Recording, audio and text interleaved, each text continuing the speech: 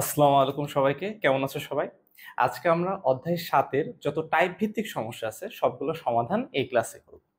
So প্রথমে দেখো আমাদের টাইপ 1 কি বলতেছে, স্প্রিং ও সরল দোলক। এক নম্বর কোশ্চেনটা দেখি আমরা, যে একটি স্প্রিং এর এক প্রান্ত একটি কাঠামোর সাথে বেঁধে অপর মুক্ত প্রান্তে 0.5 কেজি ভরের একটি বস্তু ঝুলিয়ে দিলে স্প্রিংটি 1 সেন্টিমিটার প্রসারিত হয়।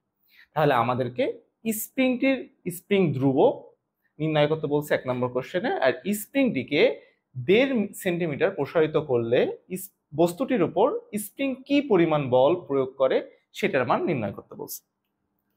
তো প্রথমে দেখো যে স্প্রিং এর ক্ষেত্রে আমরা স্প্রিং বলের একটা সূত্র জানতাম না, যে এফ ইকুয়াল হচ্ছে আমাদের মাইনাস কে এক্স। এটা কিসের সূত্র? এটা হচ্ছে আমাদের স্প্রিং বলের সূত্র। এখানে দেখো আসলে কি বলতেছে, যে আমাদের একটা স্প্রিং আছে এবং স্প্রিং এর শেষ মাথায় আমাদের একটা 0.5 কেজির একটা বস্তু ঝুলানো আছে। তাহলে যখন আমি বস্তুটা ঝুলাবো তাহলে কি স্প্রিংটা হালকা নিচে নামবে না? তাহলে মনে করো কি স্প্রিংটা আমাদের আদি অবস্থানে ছিল হচ্ছে এই পি আদি অবস্থানে ছিল, এবং এই বস্তুটা ঝুলানোর কারণে স্প্রিংটা 1 সেন্টিমিটার নিচে নামছে। তাহলে এই যে এতটুকু যে দূরত্ব সেটা হচ্ছে আমাদের কি 1 সেন্টিমিটার। প্রথমে স্প্রিংটা এখানে ছিল, যখন বস্তুটা ঝুলাইছি তখন কি এই বস্তুর একটা ওজন আছে না, ওজনের কারণে কি এই স্প্রিংটা হালকা নিচে নামছে। কত সেন্টিমিটার? 1 সেন্টিমিটার নিচে নামছে। তাহলে দেখো কি বলতেছে, যে আমাদের স্প্রিং ধ্রুবকের মান নির্ণয় করো, এটা আমাদের নির্ণয় করতে হবে। এখন দেখো যে বস্তুটা যখন আমি ঝুলাইছি তখন এই বস্তুটা নিচের দিকে একটা বল কাজ করতেছে না, সেটা কি? সেটা হচ্ছে আমাদের ওজন এই বস্তুটার জন্য। এই ওজনের জন্য স্প্রিং এর মধ্যে একটা বল কাজ করতেছে, সেটা কি বল বলতো? সেটাই কিন্তু আমাদের এফ বা কি বল বলতো, স্প্রিং বল, যেটা কি আমাদের ঠিক বাহ্যিক বলের বিপরীত দিকে কাজ করে। এই যে এটা হচ্ছে আমাদের বাহ্যিক বল। বাহ্যিক বল মানে দেখো স্প্রিং এর বাইরের দিকে কাজ করতেছে, এটা হচ্ছে আমাদের বাহ্যিক বল। তো বাহ্যিক বলের ঠিক বিপরীত দিকে আমাদের কি কাজ করে বলতো? স্প্রিং বল কাজ করে। তো এই ক্ষেত্রে আসলে আমাদের স্প্রিং যে বলটা হয় না, স্প্রিং বলের মানটা আমাদের এই বাহ্যিক বলের সমান হয়ে থাকে এবং তার বিপরীতমুখী হয়ে থাকে। আচ্ছা, যে বাহ্যিক বলটা থাকবে এর কি হবে? সমান হবে এবং কি বিপরীতমুখী হবে। দেখো বাহ্যিক বলটা নিচের দিকে কাজ করতেছে এবং স্প্রিং বলটা ঠিক তার উল্টা দিকে কাজ করতেছে। তাহলে এফ ইকুয়াল আমরা কি লিখতে পারি? Minus W. এখন ডাব্লিউ কি? ডাব্লিউ হচ্ছে এই বস্তুর ওজন না? তাহলে দেখো এই বস্তুর ওজন কি হবে? M G. তাহলে এম এর মান হচ্ছে 0.5 কেজি আর জি এর মান কত? 9.8। তাহলে এই ক্যালকুলেশনটা যদি আমরা করি, এখানে আসে হচ্ছে দেখো আমাদের 4.9 নিউটন। এটা আমাদের কিসের মান বলতো? এটাই হচ্ছে আমাদের স্প্রিং বলের মান, যেটা হচ্ছে -4.9 নিউটন। আমরা কি জানি সূত্র থেকে? আমরা সূত্র থেকে জানি হচ্ছে এফ ইকুয়াল মাইনাস কে এক্স। এফ ইকুয়াল হচ্ছে আমাদের মাইনাস কে এক্স। তাহলে এখানে বলতো আমাদের কেটা কি? কেটা কিন্তুই হচ্ছে আমাদের স্প্রিং ধ্রুবক, যেটার মান কিন্তু আমাদের কোশ্চেনে নির্ণয় করতে বলছে। তাহলে এফ এর মান হচ্ছে -4.9, কে এর মানটা রেখে দিলাম, এটা আমাদেরকে বের করতে হবে। এক্স এর মান সরণ কতটুকু হয়েছে? 1 সেন্টিমিটার না? তাহলে আমরা 1 সেন্টিমিটারকে একবারে ডাইরেক্ট মিটারে প্রকাশ করে এখানে বসাই দিই। 1 সেন্টিমিটারকে 10⁻² দ্বারা গুণ দিলে আমাদের কি হয়ে যায়? মিটার হয়ে যায় না? বা এভাবে গুণও দিতে পারো, অথবা তোমরা কিন্তু এখানে ভাগও দিতে পারো। 100 দ্বারা যদি ভাগ দিয়ে দাও তাহলে কি হয়ে যাচ্ছে? আমাদের সেন্টিমিটারটা মিটারে প্রকাশ হয়ে যাচ্ছে। তাহলে দেখো এখানে কি এই মাইনাস এই মাইনাস কেটে যায় না? তাহলে কে এর ভ্যালু আসছে আমাদের 4.9 ইন্টু 100। এটা গুণ করলে কত আসে দেখো তো? 4.9 ইন্টু 100 যদি আমি দিই তাহলে আসছে আমাদের 490। 490। আর স্প্রিং ধ্রুবকের একক কি? স্প্রিং ধ্রুবকের একক দেখো আমরা এখান থেকে বের করতে পারি। সো এখান থেকে আমি কে ইকুয়াল কে লিখতে পারি। কে ইকুয়াল দেখো লেখা যায় হচ্ছে মাইনাস এফ বাই এক্স। এখন দেখো তো এফ এর একক কি? এফ এর একক হচ্ছে আমাদের নিউটন, আর এক্স এর একক কি? আমাদের মিটার। তাহলে আমরা কি লিখতে পারি? এটা একক হচ্ছে নিউটন পার মিটার লেখা যায় না? তাহলে এইটাই হচ্ছে আমাদের কিসের মান? এটা হচ্ছে আমাদের স্প্রিং ধ্রুবকের ভ্যালু। সো 2 নম্বর কোশ্চেন এখন দেখো কি বলতেছে, যে স্প্রিংটিকে যদি আমরা এখন 1.5 সেন্টিমিটার প্রসারিত করি তাহলে বস্তুটির উপর কি পরিমাণ বল প্রযুক্ত হবে। সো আমরা কিন্তু কে এর ভ্যালুটা পেয়ে গেছি কত, 490 নিউটন পার মিটার। সবাই তুলে নিও।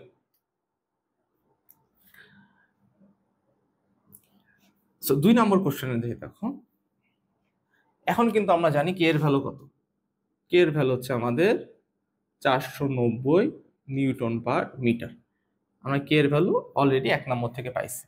সো এখন দেখো 2 নম্বর যখন আমরা লিখবো, আমাদের স্প্রিং বলের মান নির্ণয় করতে বলছে। স্যার স্প্রিং বলের একটা সূত্র জানি আমরা, F = -kx। কে এর মান জানি 490 এবং এক্স এর মান দেখো আগে আমাদের প্রসারিত হয়েছিল 1 সেন্টিমিটার, এখন আমাদেরকে বলছে 1.5 সেন্টিমিটার প্রসারিত হয়েছে। তাহলে এখানে কত হবে, 1.5, এটাকে আমরা মিটারে কনভার্ট করে নিলাম। সেই ক্যালকুলেশনটা করলে কত আসে আমাদের, 490 ইন্টু 1.5 ভাগ 100। এটা দেখা আসছে আমাদের -7.35। তো এইটা হচ্ছে আমাদের স্প্রিং বলের মান। কার জন্য, 2 এর জন্য, যখন আমাদের এই 1.5 সেন্টিমিটার আমাদের স্প্রিংটা প্রসারিত হবে। সো এখানে দেখো মাইনাস একটা কিন্তু ভ্যালু আসছে। মাইনাসটা মানে কি, মাইনাসটা মানে হচ্ছে স্প্রিং বলটা হচ্ছে আমাদের বাহ্যিক বলের ঠিক বিপরীত দিকে কাজ করে।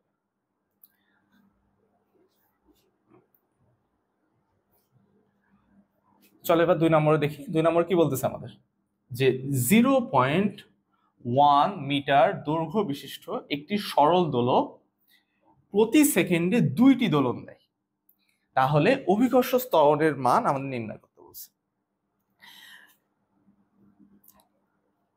সরল দোলক, সরল দোলকের জন্য আমরা একটা কি পর্যায়কালের সূত্র জানতাম না, মনে পড়ে, L/G, T = কি 2π√L/G, এটা তো জানতাম আমরা। এইটা হচ্ছে আমাদের সরল দোলকের পর্যায়কালের সূত্র। এখন দেখো আমাদের কি বলতেছে, যে অভিকর্ষ ত্বরণের মান আমাদেরকে নির্ণয় করতে হবে। সো আমাদের এল এর মান দেখো দিয়ে দিছে কোশ্চেন। এল এর মান বলতেছে হচ্ছে 2 নম্বর কোশ্চেন, তাই না? এল এর মান আমাদেরকে বলে দিচ্ছে হচ্ছে 0.1 মিটার দৈর্ঘ্য, তাই না? আর বলছে যে প্রতি সেকেন্ডে 2টি দোলন সম্পন্ন করে আমাদের সরল দোলকটা, তাহলে 2টি দোলন দেয়,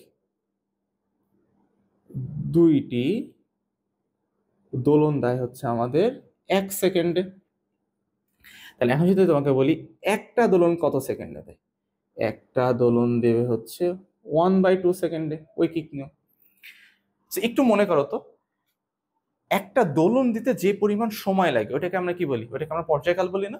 তাহলে দেখো এই যে 1/2 একটি দোলনের সময় না, তাহলে এই 1/2টাই কি, এই 1/2টাই কিন্তু আমাদের এই সরল দোলকের পর্যায়কাল। তাহলে এটা আসলে 0.5 সেকেন্ড। এটা হচ্ছে টি এর ভ্যালু কিন্তু আমি পেয়ে গেলাম। সরল দোলকের কিন্তু আমি টি এর ভ্যালু পেয়ে গেলাম, যেটা কত, 0.5 সেকেন্ড। তাহলে এখন আমাদের বের করতে হবে কি, অভিকর্ষ ত্বরণ বা কি জি এর ভ্যালুটা না? সো জি এর ভ্যালু বের করার জন্য আমরা এই সূত্রতে এই টি আর এল এর ভ্যালুটা জাস্ট বসাই দিই। টি = 2π/L/G। আমরা উভয় দিকে বর্গ করি, চলো। তাহলে এখানে আসে স্কয়ার, এখানে আসে বর্গ করলে 4π², আর এইখানে বর্গ করলে কি হয়, আমাদের রুটটা উঠে যায়। সো আমি জিটাকে এক সাইডে রেখে বাকি সবগুলোকে অন্যদিকে নিয়ে যাই। তাহলে জিটাকে এক সাইডে রাখছি, টি স্কয়ার ওই সাইডে গেলে কি হয়ে যাবে, ভাগ হয়ে যাবে। তাহলে 4π² L/T²। তাহলে এইখানে দেখো 4 ইন্টু পায়ের ভ্যালু আমি জানি 3.1416 স্কয়ার, ইন্টু এল এর ভ্যালু হচ্ছে আমাদের 0.1 মিটার, আর টি এর ভ্যালু হচ্ছে আমাদের 0.5 হোল স্কয়ার। এই সবগুলা ভ্যালু বসাই দিয়ে ক্যালকুলেশনটা করো। 4 into 3.1416, 15.79 metre per second square. So এইটাই হচ্ছে আমাদের 2 এর অ্যান্সার। এটা হচ্ছে আমাদের জি এর মান। বুঝছো? সো তোমাদের কিন্তু এই সূত্রগুলা কিন্তু জানা লাগবে, ঠিক আছে? পরীক্ষার হলে যদি তোমরা এই সূত্রগুলো যদি ভুলে যাও তাহলে অ্যান্সার কিভাবে করবে? সো ফিজিক্সের ক্ষেত্রে কিন্তু সূত্র অনেক ইম্পর্টেন্ট। ম্যাথ অনেক ইজি থাকে, সাধারণত ম্যাথে দেখো সবগুলোর ভ্যালুই কিন্তু কোশ্চেনে মোটামুটি দেওয়া থাকে। যদি তুমি সূত্রটা ভুলে যাও না তাহলে কিন্তু সলিউশনটা করতে পারবে না। তুলে নিচ্ছ সবাই? আচ্ছা চলো এখন আমরা 3 নম্বর কোশ্চেনটা সলভ করি।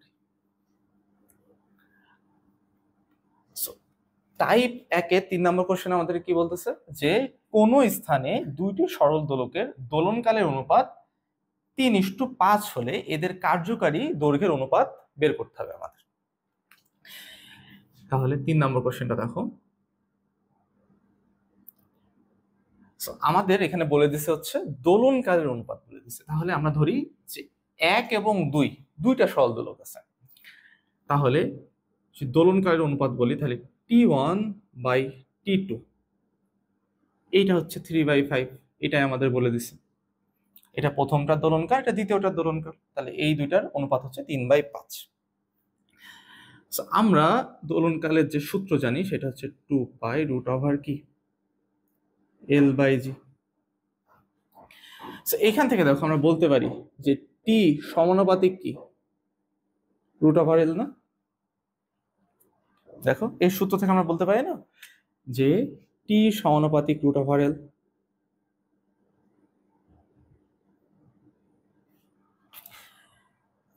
সো দুইটা ব্যবস্থার জন্য বুঝছো, যদি আমাদের দুইটা সরল দোলক থাকে সেই ক্ষেত্রে আমরা এইভাবে লিখতে পারি T1 হচ্ছে আমাদের √L1 এর সমান, আর নিচের T2 হচ্ছে আমাদের √L2 এর সমান। এইভাবে লেখা যায় এই ব্যবস্থাটা। সো এইটারই এখন আমরা এখানে ইমপ্লিমেন্ট করব। সো দেখো T1/T2 ইকুয়াল কি √L1/√L2। তাহলে এখন যদি আমি তোমাকে বলি √L1/√L2 ইকুয়াল যদি হয় T1/T2, তাহলে T1/T2 এর একটা ভ্যালু দেখো, এটা হচ্ছে আমাদের কোশ্চেন থেকে পাইছি না? তাহলে কোশ্চেন থেকে কত পাইছি? 3/5। তাহলে এইটা হচ্ছে আমাদের কিসের ভ্যালু? √L1/√L2 এর ভ্যালু। এখন কিন্তু আমাদের কিসের অনুপাত লাগবে? আমাদের কিন্তু বের করতে কার্যকরী দৈর্ঘ্যের অনুপাত বের করতে বলছে। তাহলে কার্যকরী দৈর্ঘ্যের অনুপাত দেখো, আমি যদি এখানে দুই সাইডে বর্গ করে দিই তাহলে কি আমাদের রুটটা উঠে যাচ্ছে না? তাহলে আমি দুই সাইডে বর্গ করি, তাহলে বর্গ করলে দেখো এখানে হয় হচ্ছে L1/L2, আর এখানে বর্গ করলে হবে হচ্ছে 3×3 = 9 আর 5×5 আসে হচ্ছে 25। তাহলে দেখো আমাদের দৈর্ঘ্যের অনুপাত কি L1/L2 হচ্ছে 9/25। এইভাবে অ্যান্সার দিতে পারো, অথবা তুমি এইভাবে অ্যান্সার লিখতে পারো যে L1:L2 এটা হচ্ছে 9 আমাদের 25। এটা হচ্ছে আমাদের অ্যান্সার। এটা হচ্ছে আমাদের কিসের অনুপাত বলতো? কার্যকারী দৈর্ঘ্যের অনুপাত। তুলে নাও সবাই।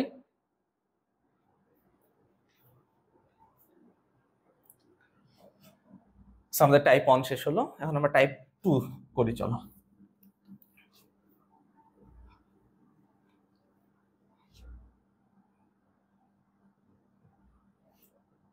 আচ্ছা, এই কাপড়ে আসলে বুঝছো বোর্ডটা ভালোভাবে মুছে, যে ডাস্টার গুলো আছে, ডাস্টারের যে কালিটা আছে না, ডাস্টার কালিটা ভালোভাবে মুছতে পারে না, এর জন্য কাপড়ই বেস্ট এই কালিগুলো মোছার জন্য। তো চলো আমরা টাইপ 2 শুরু করি। টাইপ 2 কি বলতেছে যে অনুদৈর্ঘ্য এবং অনুপ্রস্থ তরঙ্গ নিয়ে যে আমাদের ম্যাথগুলো আছে সেইগুলো এখন আমরা সলভ করব। তো 4 নম্বরটা দেখো কি বলতেছে। 4 নম্বরে কি বলতেছে দেখো, একটি বস্তু বাতাসে যে শব্দ সৃষ্টি করে তার তরঙ্গ দৈর্ঘ্য হচ্ছে 20 সেন্টিমিটার। সো আমাদের এই বস্তুর যে তরঙ্গ দৈর্ঘ্য মানে কি ল্যামডার মান দিয়ে দিচ্ছে হচ্ছে আমাদের কত? 20 সেন্টিমিটার। সেটাকে আমরা অবশ্যই মিটারে কনভার্ট করলে কত আসে? 0.2 মিটার। এটা হচ্ছে আমাদের ল্যামডার। সো বাতাসের শব্দের বেগ বলে দিছে, বাতাসের শব্দের বেগ হচ্ছে আমাদের 340 মিটার/সেকেন্ড। সো আমাদেরকে কি বের করতে বলছে? যে কম্পাঙ্ক এবং পর্যায়কাল বের করতে বলছে। আচ্ছা, সো দেখো আমরা সূত্র কি জানি? V = F λ, তাই না? তাহলে ভি এর মান হচ্ছে আমাদের 340, এফ এর মান আমরা বের করব, ল্যামডার মান হচ্ছে আমাদের 0.2। তাহলে এফ ইকুয়াল কি হবে, 340 ভাগ 0.2, ভাগ দিলে কত আসে, 340 ভাগ 1700। তাহলে আমাদের এফ এর মান আসতেছে 1700 হার্টজ। এফ এর মানটা আমরা এখানে লিখে নিই। এফ এর মানটা পেলাম হচ্ছে আমরা 1700 হার্টজ। এখন আমাদেরকে এফ এর মান তো পেয়ে গেলাম, আর কি বলতেছে, আর পর্যায়কালের মান বের করতে বলছে। সো পর্যায়কাল কি, টি। সো টি এর সাথে আমাদের এফ এর একটা সুন্দর সম্পর্ক ছিল, সেটা কি 1/f না, মনে আছে সূত্রটা, টি ইকুয়াল কি 1/f। তাহলে তুমি যদি এখানে জাস্ট এফ এর ভ্যালুটা বসায় দাও, যেটা আমরা একটু আগে পেলাম, তাহলে কিন্তু আমরা পর্যায়কালের ভ্যালুটা পেয়ে যাব। এটা আসে দেখো 5.88 ইন্টু 10 ইনভার্স 4 সেকেন্ড। তাহলে এটাই হচ্ছে আমাদের পর্যায়কালের ভ্যালু। অনেক ইজি কিন্তু ম্যাথটা, আমাদের সবকিছু দেওয়া আছে, শুধুমাত্র আমরা সূত্রে বসায় দিলে কিন্তু আমরা অ্যান্সারটা পেয়ে যাব। তুলে নেও সবাই, সবাই কিন্তু খাতা রাখবা, নিজের একটা খাতা রাখবা, সেই খাতাতে কিন্তু নোটগুলা করে রাখবা। নিজের নোট থাকলে পরীক্ষার আগে তোমার এই চ্যাপ্টারগুলো রিভিশন দিতে কিন্তু অনেক ইজি হবে। সো চলো আমরা এখন 5 নাম্বারটা করি।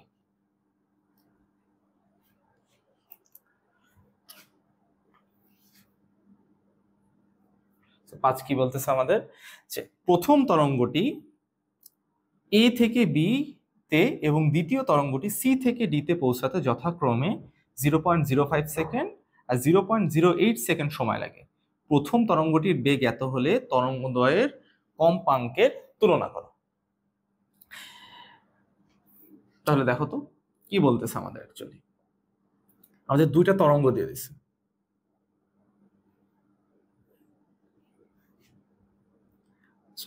একটা তরঙ্গ হচ্ছে এরকম, আর একটা তরঙ্গ হচ্ছে সামহাউ এরকম, তাই না? এটা আমাদের দুইটা তরঙ্গ।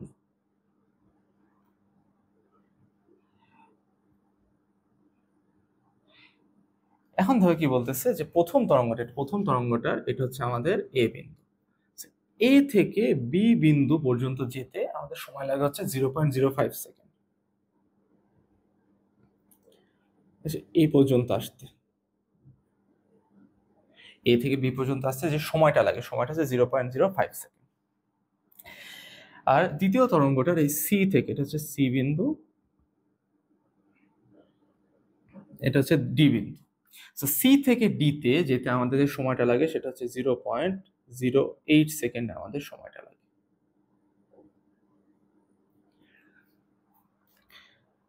এখন দেখো তো এই 0.05 সেকেন্ড, এইখানে এ থেকে বি পর্যন্ত এখানে আমাদের কয়টা পূর্ণ স্পন্দন সম্পন্ন হয়েছে বলো তো? একটা না? তাহলে একটা পূর্ণ স্পন্দন সম্পন্ন হতে হচ্ছে একটি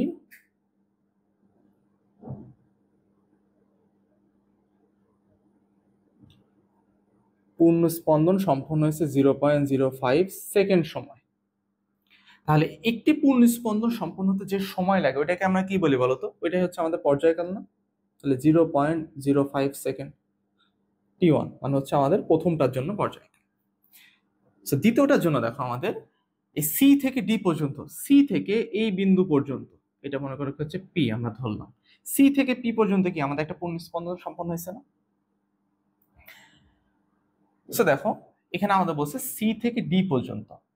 আচ্ছা, ডি বিন্দুটা এইটা, ডি বিন্দুটা হচ্ছে আমাদের এইটা। তাহলে সি থেকে পি তে হয়েছে আমাদের হচ্ছে একটা পূর্ণ স্পন্দন, আর পি থেকে এই যে এই পর্যন্ত হচ্ছে আমাদের আরেকটা পূর্ণ স্পন্দন সম্পন্ন হয়েছে, কিন্তু আমাদের ডি বিন্দুটা কোটা এইটা না?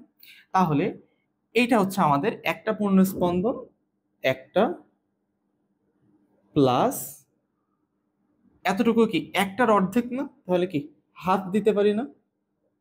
এতটি পূর্ণ স্পন্দন সম্পন্ন হয়েছে।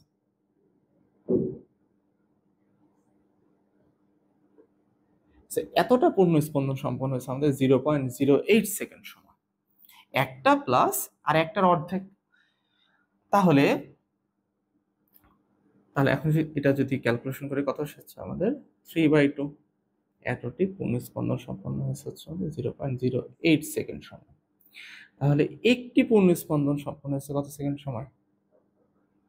তো এটা ভাগ হয়ে যাবে, তাহলে 0.08 ভাগ হচ্ছে আমাদের 3/2 এত সেকেন্ড,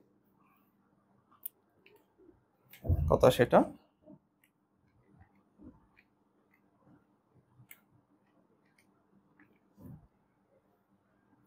এটা আসে দেখো 0.053 সেকেন্ড সময়।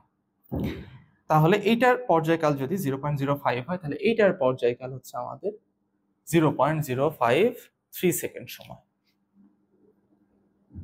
এটা হচ্ছে আমাদের দ্বিতীয় যে তরঙ্গটা আছে এই তরঙ্গের পর্যায়কাল। এটা হচ্ছে আমাদের প্রথম তরঙ্গের পর্যায়কাল। তাহলে এখন কি বলতেছে আমাদের, যে তরঙ্গদ্বয়ের কম্পাঙ্কের তুলনা করো। তাহলে আমরা কম্পাঙ্কের কি সূত্র জানি বলতো? দেখো এখানে হয়ে যাবে, সো কম্পাঙ্ক আর পর্যায়কাল একটা সম্পর্ক জানি না, যে টি ইকুয়াল কি 1/f। যদি টি ইকুয়াল 1/f হয়, তাহলে এফ ইকুয়াল আমরা কি বলতে পারি? 1/t বলা যায় না? তাহলে দেখো প্রথম তরঙ্গের ক্ষেত্রে আমি যদি বলি f1 ইকুয়াল কি হবে 1/t1, তাহলে 1/t1 মানে কি 1/0.05। এটা ভাগ দিলে কত আসে?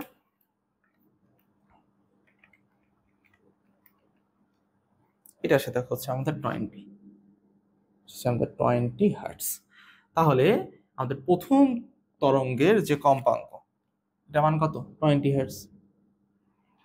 তাহলে দ্বিতীয় তরঙ্গের কম্পাঙ্ক কত হবে দেখো তো? এটা যদি বলে f2, f2 আমি ডাইরেক্ট লিখি, f2 বাই কি 1/t2, এটা হবে 0.053। এটা ভাগ দিলে আসে হচ্ছে আমাদের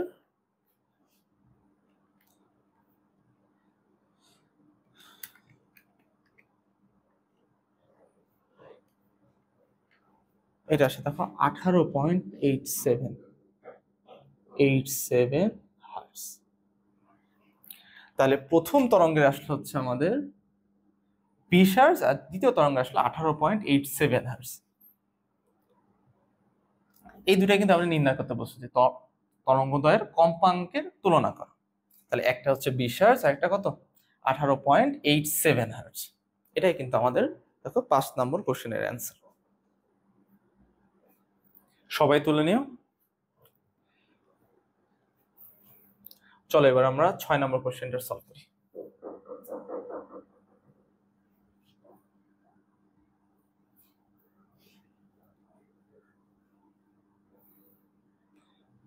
ছয় নম্বর কোশ্চেনটা কি বলতেছে, যে উদ্দীপকের তরঙ্গের সমান কম্পাঙ্ক বিশিষ্ট তরঙ্গ পানি ও লোহায় সমান তরঙ্গ দৈর্ঘ্য বিশিষ্ট হবে কিনা এটা বিশ্লেষণ করতে বলছে।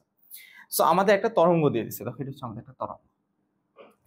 সো এই তরঙ্গের যে বেগটাও দিয়ে দিচ্ছে, আর আমাদের পানিতে এবং লোহায় শব্দের বেগটা উল্লেখ করছে। আচ্ছা এই ক্ষেত্রে দেখো 6 নম্বর, তাহলে দেখো চিত্রটা একটু দেখো, এখানে আমাদের কি বলতেছে,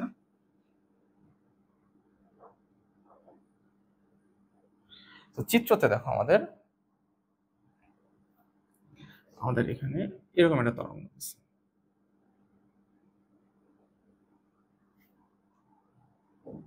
এটা নিচে গেছে, এখানে শেষ হয়েছে তরঙ্গটা। এতদূর দেওয়া আছে, আর আমাদের বলছে যে এতদূর পর্যন্ত, এই লাইন পর্যন্ত, এই লাইন পর্যন্ত আমাদের তরঙ্গের যে দৈর্ঘ্যটা এটা বলে দিচ্ছে, এটা হচ্ছে আমাদের 50 সেন্টিমিটার। কোন লাইন পর্যন্ত? এটা মনে করে হচ্ছে আমাদের পি লাইন। তাহলে এই পি, এই দাগ বরাবর হচ্ছে আমাদের তরঙ্গটা দৈর্ঘ্য হচ্ছে 50 সেন্টিমিটার। আর এই তরঙ্গের বেগ দিয়ে দিছে, সেটা হচ্ছে আমাদের 350 মিটার পার সেকেন্ড।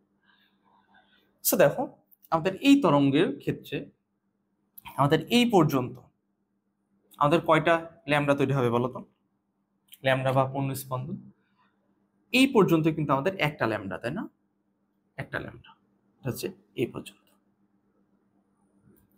তারপরে দেখো এইখান থেকে শুরু করে এই পর্যন্ত এখানে একটা ল্যামডা, আবার এইখান থেকে শুরু করে এই পর্যন্ত এইখানে হচ্ছে কিন্তু আমাদের আরেকটা ল্যামডা, তাই তো? তাহলে এটা যদি আমি তোমাদের বলি এ পয়েন্ট, এটা যদি বলি বি পয়েন্ট, তাহলে এ থেকে বি পর্যন্ত আমাদের কয়টা ল্যামডা আছে? 3টা ল্যামডা আছে। কিন্তু আমাদের দৈর্ঘ্য আসলে দিয়ে দিছে কত পর্যন্ত? এই পি পর্যন্ত আমাদের দৈর্ঘ্য দিয়ে দিছে। তাহলে তোমাদেরকে যদি বলি যে এটা হচ্ছে একটা ল্যামডা, এটা হচ্ছে আরেকটা ল্যামডা, প্লাস আরেকটা ল্যামডা, প্লাস এতটুকু কি একটা সম্পূর্ণ ল্যামডা, তাহলে এতটুকু কি হবে? ল্যামডাটার অর্ধেক, তাহলে ল্যামডাটার অর্ধেক। এইটা হচ্ছে আমাদের টোটাল তরঙ্গ দৈর্ঘ্য। তাহলে টোটাল তরঙ্গ দৈর্ঘ্য আমাদের কত আসতেছে দেখো তো, লসাগু করো, 2 ল্যামডা, এটা হচ্ছে আমাদের 2 ল্যামডা, এটা হচ্ছে আমাদের ল্যামডা, এটা আসছে দেখো 5 ল্যামডা বাই 2। এটা হচ্ছে আমাদের কি টোটাল তরঙ্গ দৈর্ঘ্য 50 সেন্টিমিটারের জন্য। আর এই টোটাল তরঙ্গ দৈর্ঘ্যের কিন্তু মানটাই দিয়ে দিছে কত সেন্টিমিটার? 50 সেন্টিমিটার না? তাহলে এত ইকুয়াল আমরা কি লিখতে পারি? 50 সেন্টিমিটার। তাহলে এইখানে দেখো ল্যামডার ভ্যালু আমরা কত বসতেছে? 50 ইন্টু 2/5, 5×10⁻50 আর 2, এটা হচ্ছে আমাদের 20 সেন্টিমিটার আসে।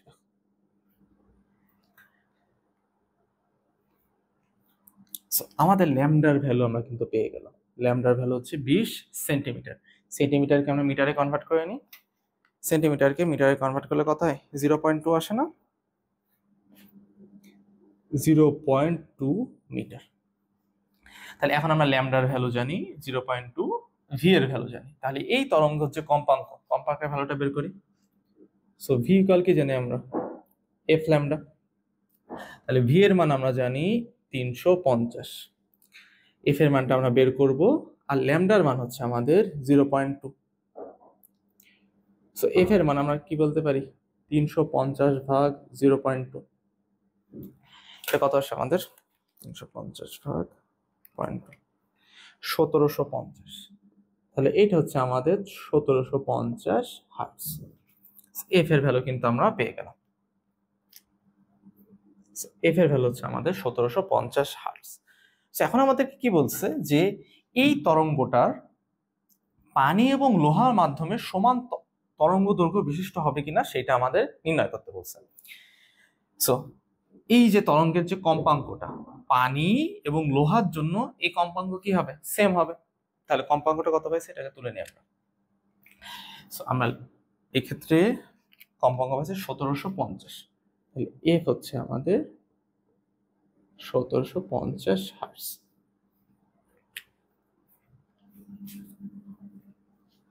এখন আমাদেরকে বের করতে হবে যে পানি এবং লোহা মাধ্যমে আমাদের তরঙ্গ দৈর্ঘ্যটা কত। সো দেখো আমাদের পানি মাধ্যমে শব্দের বেগ দিয়ে দিছে, তাহলে দেখো পানি মাধ্যমে শব্দের বেগ মনে করো VW, ওয়াটার, তাহলে এটা হচ্ছে আমাদের 1474 মিটার পার সেকেন্ড, এটা বলে দিছে। আর লোহা মাধ্যমে বেগ, এটা মানে আয়রন বা লোহা, আয় দ্বারা প্রকাশ করি, এটা হচ্ছে 5130 মিটার পার সেকেন্ড, এই দুটা বলে দিছে। আর এই দুইটার জন্য, পানি এবং লোহার জন্য আমাদের কি এই কম্পাঙ্কটা কি থাকবে? সেম থাকবে। এটাতে বলছে যে তরঙ্গের সমান কম্পাঙ্ক বিশিষ্ট, মানে এই বেগের জন্য আমাদের কম্পাঙ্ক থাকবে এইটা, আবার এই বেগের জন্য আমাদের কম্পাঙ্ক থাকবে এইটা। সো দেখো এখন যদি আমি পানির জন্য বলি, পানির জন্য VW ইকুয়াল কি F lambda W. So lambda W equal কি হবে? VW by F. So VW হচ্ছে আমাদের 1474 আর এফ হচ্ছে আমাদের 1750। তাহলে এখান থেকে আমরা পেয়ে যাব ল্যামডা ডাব্লিউ। ল্যামডা ডাব্লিউ এর ভ্যালু আসবে হচ্ছে আমাদের 1474 ভাগ হচ্ছে 1750, 0.84, 0.84 আসে, 0.84 মিটার। তাহলে আমাদের এই যে পানির জন্য আমাদের ল্যামডা ডাব্লিউ আসে হচ্ছে 0.84 মিটার। এখন আমাদের বের করতে হবে কোথায়? লোহাতে। সো লোহার জন্য কি আমরা সূত্রটা সেম সূত্র ইউজ করব। এটা হচ্ছে লোহার জন্য, তাহলে লোহাতে বেগ ইকুয়াল এফ ইন্টু লোহাতে তরঙ্গ দৈর্ঘ্য। তাহলে দেখো এখানে হচ্ছে ল্যামডা আই কি হবে, ভি আই বাই এফ। তাহলে ল্যামডা আই জাস্ট ভ্যালুটা বসাই দিই, ভি আই ভ্যালু হচ্ছে আমাদের 5130, আর এফ এর ভ্যালু হচ্ছে আমাদের 1750। তাহলে 5130 ভাগ 1750, 2.93, 2.93 মিটার। তাহলে আমাদের ল্যামডা আই এর ভ্যালু আসা হচ্ছে 2.93 মিটার। তাহলে দেখো তো আমাদের কি এই পানিতে এবং লোহাতে এই যে তরঙ্গ দৈর্ঘ্যের মান দুটো পাইছে, এই দুটো কি সেম? সেম তো না, আলাদা না। তাহলে আমাদের তরঙ্গ দৈর্ঘ্যের মান কি হবে, দুই ক্ষেত্রে আলাদা হচ্ছে। এটা হচ্ছে আমাদের 6 এর অ্যান্সার। তুলে নিও সবাই, তুলছো সবাই? আচ্ছা,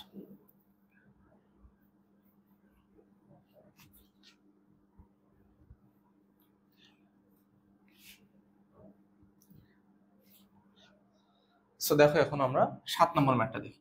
7 নম্বর ম্যাথটা কি বলতেছে, যে নির্দিষ্ট উৎস হতে সৃষ্ট শব্দের বায়ুতে একটা তরঙ্গ দিয়ে দিচ্ছে। সো বায়ুতে শব্দের বেগ বলছে, পানিতে শব্দের বেগ বলছে। সো বলছে যে আমাদের বায়ুর তুলনায় পানিতে সৃষ্ট শব্দের তরঙ্গ দৈর্ঘ্যের কিরূপ পরিবর্তন হবে সেটা আমাদের দেখাতে বলছে। সো 7 নম্বর কোশ্চেনের জন্য আমাদের কি দিচ্ছে, একটা বায়ুতে শব্দের তরঙ্গ দৈর্ঘ্য দিয়েছিল। এখন এটা তরঙ্গটা ঠিক এইভাবে দিচ্ছে। প্রথমে হচ্ছে আমাদের সংকোচন, তারপর হচ্ছে প্রসারণ, তারপর হচ্ছে সংকোচন, হচ্ছে আবার প্রসারণ, হচ্ছে আবার সংকোচন। আচ্ছা, যে এই পার্টটা হচ্ছে আমাদের সংকোচন,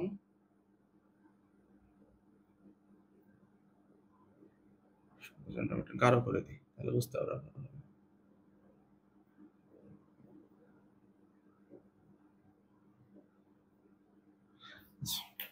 এই দেখো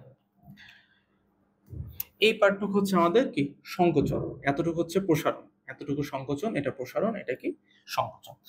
সো এর আগের লেকচারে কিন্তু আমরা বলছি যে একটা সংকোচন এবং একটা প্রসারণ মিলে আমাদের কি তৈরি হয় বলতো, শব্দ কি আমাদের অনুদৈর্ঘ্য এবং অনুপ্রস্থ, শব্দ আমাদের অনুদৈর্ঘ্য তরঙ্গ না। সো অনুদৈর্ঘ্য তরঙ্গের ক্ষেত্রে একটা সংকোচন এবং একটা প্রসারণ মিলে একটা ল্যামডা তৈরি করে। তাহলে এতটুকু সমান সমান একটা ল্যামডা। আবার দেখো এটা সংকোচন, এটা প্রসারণ, তাহলে এই যে এতটুকু সমান সমান আরেকটা ল্যামডা। আর এইখানে যেহেতু শুধুমাত্র কি আছে, সংকোচন আছে না, তার মানে কি এটা হবে কি ল্যামডা বাই 2। আর এতটুকু সম্পূর্ণটা দৈর্ঘ্য আমাদের দিয়ে দিচ্ছে কত সেন্টিমিটার, দেখো তো এটা বলছে হচ্ছে আমাদের 50 সেন্টিমিটার এই সম্পূর্ণটা দৈর্ঘ্য। তাহলে এটাকে আমরা এভাবে বলতে পারি না যে lambda plus lambda plus lambda by 2 equal হচ্ছে আমাদের 50 সেন্টিমিটার। এখানে আসে দেখো আমাদের কত, 5 ল্যামডা বাই 2 আসে। এর আগের ম্যাথটাই করলাম কিন্তু কত আসে, 5 ল্যামডা বাই 2 হয়ে যায়, লসাগু করে যোগ, লসাগু করো 5 ল্যামডা বাই 2 আসে। তাহলে দেখো এখানে আমাদের ল্যামডার ভ্যালুটা হচ্ছে 100 বাই কত আসে, 100 বাই আসছে 5, তাহলে আসছে আমাদের 20 সেন্টিমিটার বা হচ্ছে 0.2 মিটার। তাই ল্যামডার ভ্যালু আমরা পেয়ে গেছি কত মিটার, 0.2 মিটার। তাহলে বায়ুতে যে ল্যামডার ভ্যালু সেটা হচ্ছে আমাদের 0.2 মিটার, একটা পেয়ে গেছি। এখন বলতেছে যে বায়ুর তুলনায় পানিতে সৃষ্ট শব্দের তরঙ্গ দৈর্ঘ্যের কিরূপ পরিবর্তন হবে। তাহলে বায়ুতে যে শব্দ সৃষ্টি হয়েছে তার তরঙ্গ দৈর্ঘ্য তো আমরা পাইলাম, তাহলে এখন পানিতে দেখি এই তরঙ্গ দৈর্ঘ্য কত হবে।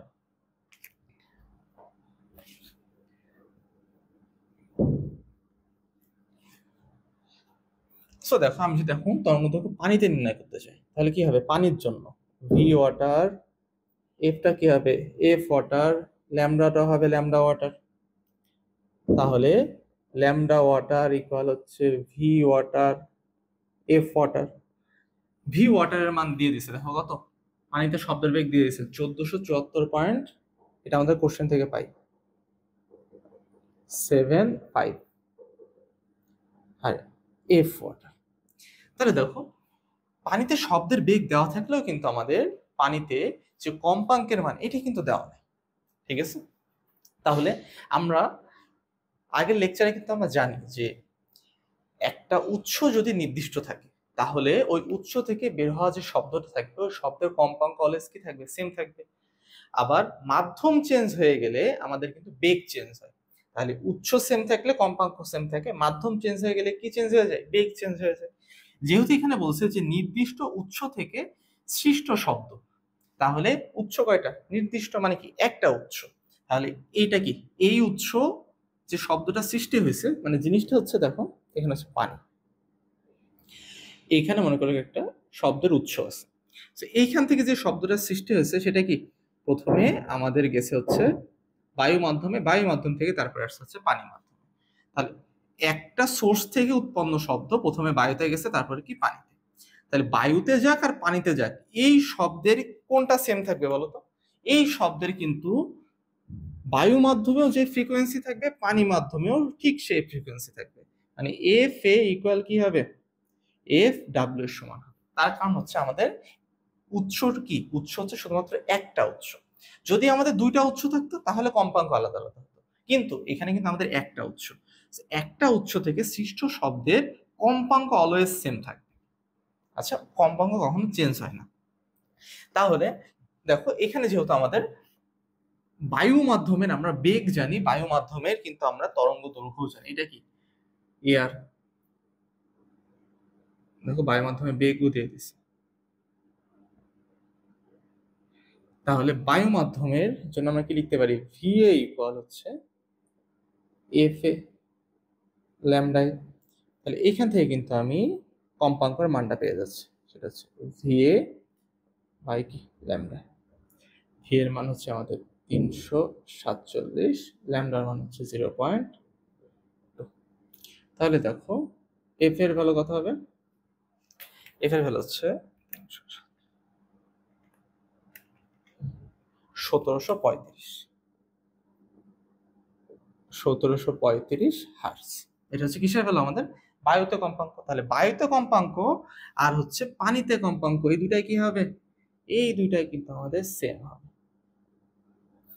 তাহলে জাস্ট এখানে আমরা ওই ভ্যালুটা বসাই দেবো, যে ভ্যালুটা এখানে পাইছি 1474.75, এটা হচ্ছে 1735।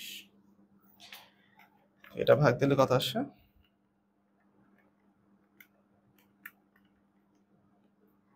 এটা আসছে দেখো 0.85 মিটার। এটা হচ্ছে আমরা পানিতে তরঙ্গ দৈর্ঘ্য পেয়ে গেলাম। তাহলে এটা হচ্ছে আমাদের পানিতে তরঙ্গ দৈর্ঘ্য আর এইটা হচ্ছে আমাদের বায়ুতে তরঙ্গ দৈর্ঘ্য, ঠিক আছে? তাহলে পরিবর্তন কিরকম হয়েছে দেখো তো, যখন বায়ুতে ছিল, বায়ুতে যখন ছিল তখন হচ্ছে আমাদের ছিল হচ্ছে 0.2, আর যখন পানিতে গেছে যখন তখন কি হয়ে গেছে 0.85 হয়ে গেছে। তাহলে আমাদের এটা বৃদ্ধি পাইছে কতটুকু, এটা আমরা বের করি। এই ডেল ল্যামডা মানে বোঝায় হচ্ছে তরঙ্গ দৈর্ঘ্যের পরিবর্তন। তরঙ্গ দৈর্ঘ্যের পরিবর্তন কতটুকু হয়েছে, lambda W minus lambda, lambda W হচ্ছে আমাদের 0.85 আর ল্যামডা হচ্ছে 0.2, তাহলে এটা আসে হচ্ছে 0.65 মিটার। তার মানে হচ্ছে আমাদের যেই তরঙ্গটা আছে, তরঙ্গটা যখন পানিতে যায় তখন তার তরঙ্গ দৈর্ঘ্য 0.65 মিটার কি পাই, বৃদ্ধি। এটা হচ্ছে আমাদের দেখো 7 নম্বর কোশ্চেনটার সমাধান।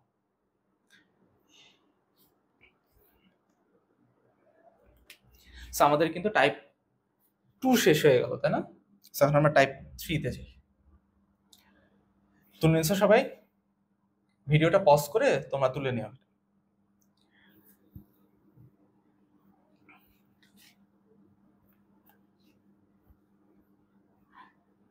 সো টাইপ 3 কি বলতেছে দেখো, আমাদের যে পার্থক্য সংশ্লিষ্ট যে সকল সমস্যা আছে সেগুলো দেখো। 8 নম্বরটা কি, 8 নম্বরটা বলতেছে হচ্ছে আমাদের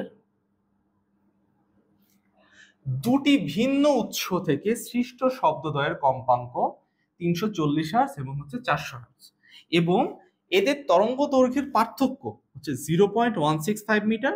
তাহলে প্রথম মাধ্যমে শব্দের বেগ নির্ণয় করে। তাহলে দেখো তো এখানে দেখো আমাদের কিন্তু দুইটা ভিন্ন উৎস দিছে। এর আগে দেখো ম্যাথে আমাদের নির্দিষ্ট উৎস, মানে এখানে আমার উৎস কয়টা ছিল, এটা কিন্তু মাত্র একটা উৎস ছিল আমাদের, কিন্তু এখানে আমাদের দুইটা উৎস। দেখো দুইটা যখন উৎস হয়ে গেছে, দেখো দুইটা উৎসের আমাদের কম্পাঙ্কের মান কিন্তু আলাদা হয়ে গেছে, এখন কিন্তু আর সেম নাই। আগে কিন্তু সেম ছিল, এই ম্যাথটার জন্য আমাদের কম্পাঙ্ক সেম ছিল, কিন্তু এখন যে দুইটা উৎস হয়ে গেছে, একটা দেখো 340 হার্জ আর একটা কত আসছে 400 হার্জ। সো ধরো যে আমাদের দুইটা উৎস, একটা হচ্ছে 1 নম্বর উৎস, এটা হচ্ছে আমাদের 2 নম্বর উৎস। 1 নম্বর উৎসের ক্ষেত্রে F1 এটা হচ্ছে আমাদের 340 হার্জ, আর 2 নম্বর উৎসের ক্ষেত্রে এটা হচ্ছে আমাদের F2। F2 এর জন্য আমাদের 400 হার্জ।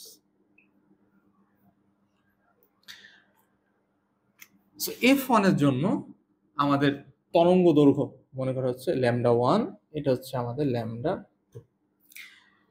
যেহেতু বলছে যে প্রথম মাধ্যমে শব্দের বেগ নির্ণয় করে, মানে এই দুইটা যে শব্দ আছে না, এই দুইটা শব্দই ধরে নেওয়া হচ্ছে বায়ুতে তৈরি হয়েছে।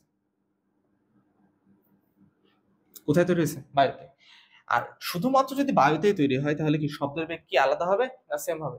যেহেতু মাধ্যম একটা, তাহলে শব্দের বেগ কিন্তু এর জন্য যদি ভি হয়, এর জন্য কি হবে? ভি হবে। আরেকটা ইনফরমেশন দিচ্ছে, সেটা হচ্ছে এদের তরঙ্গ দৈর্ঘ্যের পার্থক্য হচ্ছে 0.165 মিটার।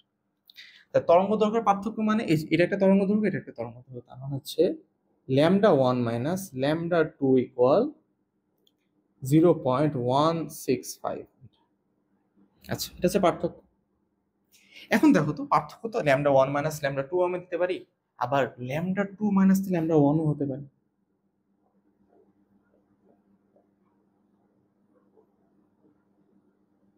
তাই না? যদি মনে করো কি λ1 বড় হয়, তাহলে এইটা হবে প্লাস আসবে। এখন যদি মনে করো যে সামহাউ আমাদের λ2 বড়, তাহলে কি λ2টা আগে দিতে হবে না, যদি ধনাত্মক মান আমাদের পাইতে হয়। সো আমরা কিভাবে বুঝবো যে কোন মানটা বড়, λ1 বড় না λ2 বড়? এইটা বোঝার জন্য আমাকে যাইতে হবে হচ্ছে এই এফ এর দিকে। আমরা কি জানি? আমরা দেখো জানি হচ্ছে ভি ইকুয়াল হচ্ছে আমাদের এফ ল্যামডা। তাহলে দেখো এফ সমানুপাতিক আমরা কি লিখতে পারি? 1/λ লেখা যায় না? এফ সমানুপাতিক কিন্তু আমরা কি লিখতে পারি? 1/λ। 1/λ মানে কি? দেখো এফ আর ল্যামডা যে সম্পর্ক, এটা কি সম্পর্ক? এটা একটা ব্যস্তানুপাতিক সম্পর্ক।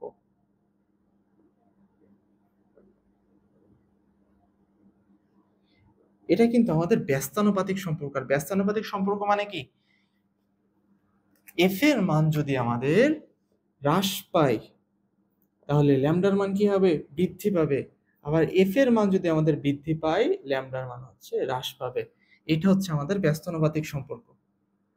তাহলে দেখো যে এই দুইটার ক্ষেত্রে দেখো তো, এইটা ল্যামডার এটার এফ এর মান কি কম, এটার এফ এর মান কি বেশি। এটার এফ এর মান যদি কম হয়, এটার এফ এর মান যদি কম হয়, তাহলে ল্যামডার মান কি হবে? বেশি হবে। আর এইটার যদি এফ এর মান বেশি হয়, তাহলে এটা ল্যামডার মান কি হবে? কম হবে। তাহলে এই দুইটার মধ্যে ল্যামডার মান কোনটা বেশি হচ্ছে? λ1 এর না? তাহলে কিন্তু আমাদের হবে λ1 মাইনাস λ2 ইকুয়াল 0.165 মিটার। বুঝছো এটা? মানে যেটা আমাদের বড় হচ্ছে সেটা থেকে তো আমরা বাদ দেব, তাহলে তো আমরা ধনাত্মক মান পাবো না। যদি মনে করি λ2 মাইনাস λ1 দিই, তাহলে কি পাবো? এখানে ঋণাত্মক মান পাবো না। কেন পাবো? তখন হচ্ছে λ2 এর মান তো আমাদের ছোট। আমরা যদি কোনো ছোট জিনিস থেকে মনে করি 4 মাইনাস 6 দিই, তাহলে কি পাচ্ছি? -2 না? তাহলে আমরা ছোট জিনিস থেকে যদি বড় জিনিস মাইনাস দিই, তাহলে কি আসতেছে? আমাদের ঋণাত্মক মান আসতেছে। আমাদের এখানে কি কিসের মান লাগবে? ধনাত্মক মান লাগবে। আর ধনাত্মক মান তখনই পাবো যখন আমাদের বড় মান থেকে ছোট মানটাকে আমরা বাদ দিই। আর এখানে আমরা বড় মান কিভাবে বুঝলাম? এই যে ব্যস্ত অনুপাতের সম্পর্ক থেকে।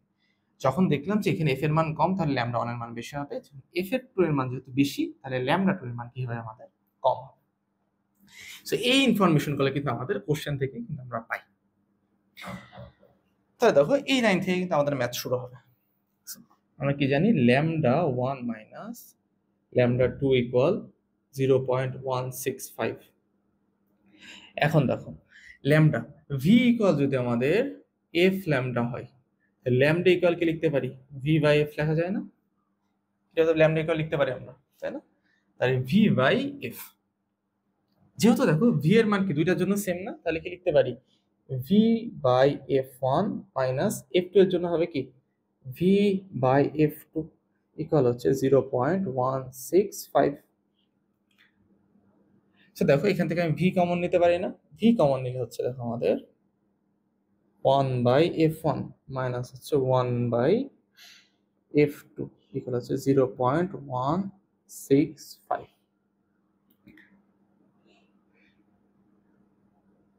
এইখানে দেখো আমরা f1 আর m2 এর মান তো জানি, f1 এর মান হচ্ছে 340, এটা হচ্ছে আমাদের 340, এটা হচ্ছে আমাদের 400,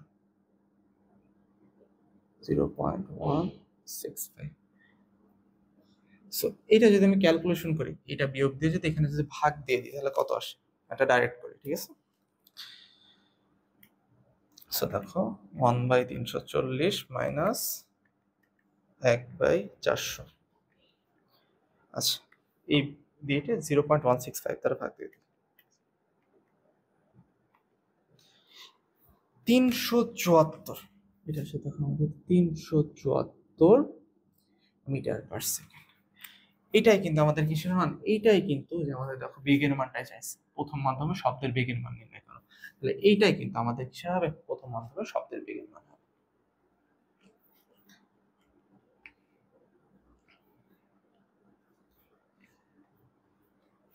তুলছো সবাই? ভিডিওটা পজ করে নিও, পজ করে নিয়ে তারপর তুলো। আচ্ছা চলো এবার আমরা 9 নম্বরে যাই।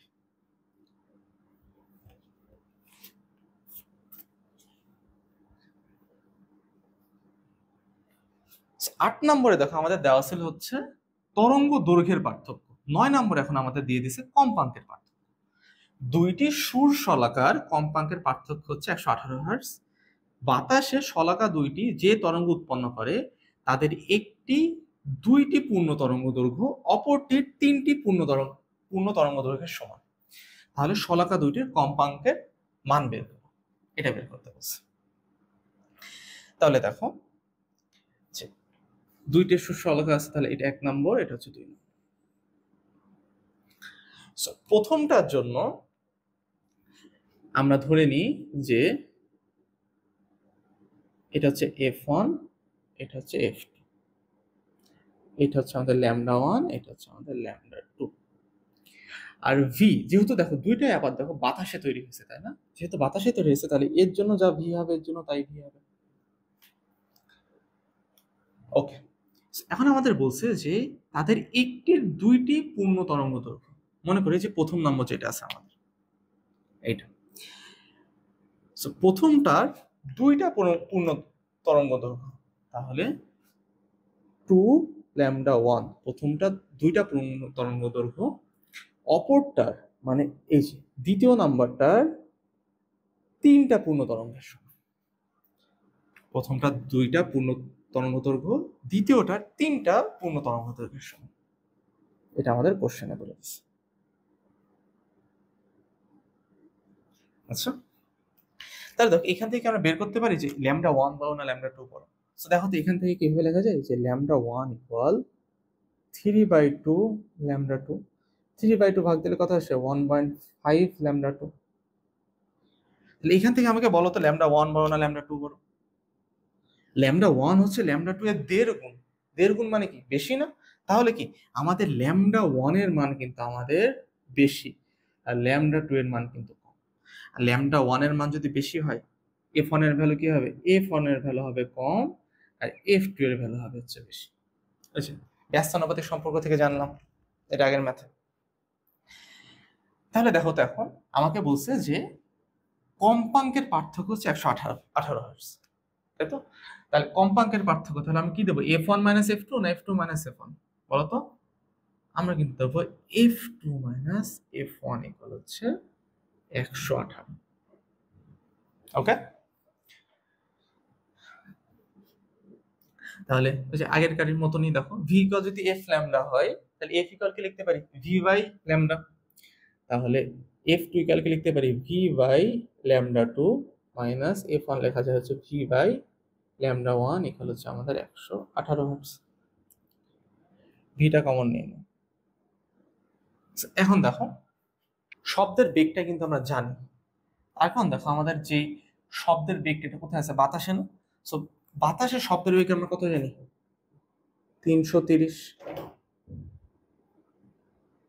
এটা হচ্ছে আমাদের শব্দের বেগ। আর এখান থেকে দেখো আরেকটা জানি সেটা হচ্ছে lambda one equal 1/5 lambda two, তাহলে 1 বাই ল্যামডা টু মাইনাস এই ল্যামডা ওয়ানের এই ভ্যালুটা এখানে বসাই দিই 1.5 ল্যামডা টু, আর এখানে হচ্ছে 1.5 ল্যামডা টু ইকুয়াল হচ্ছে 118।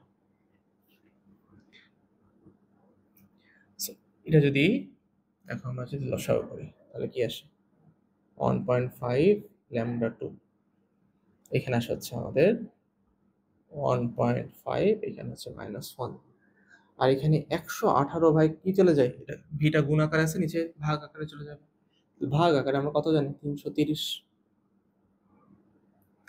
তাহলে এই ক্ষেত্রে আসে দেখো আমাদের 0.5 ভাগ 1.5 ল্যামডা টু, এটা ভাগ দিলে আসে হচ্ছে আমাদের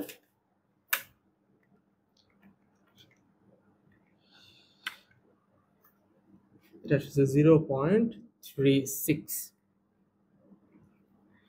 তাহলে ল্যামডা টু এর ভ্যালু কত আসে দেখো, ল্যামডা টুটাকে ওই সাইডে নাও, এটাকে নিচে নিয়ে আনো, তাহলে আসে দেখো হচ্ছে 0.5 by 1.5 into 0.36, 0.5 by 1.5 into 0.36, এটা দেখো সেটা তো 0.93 মিটার।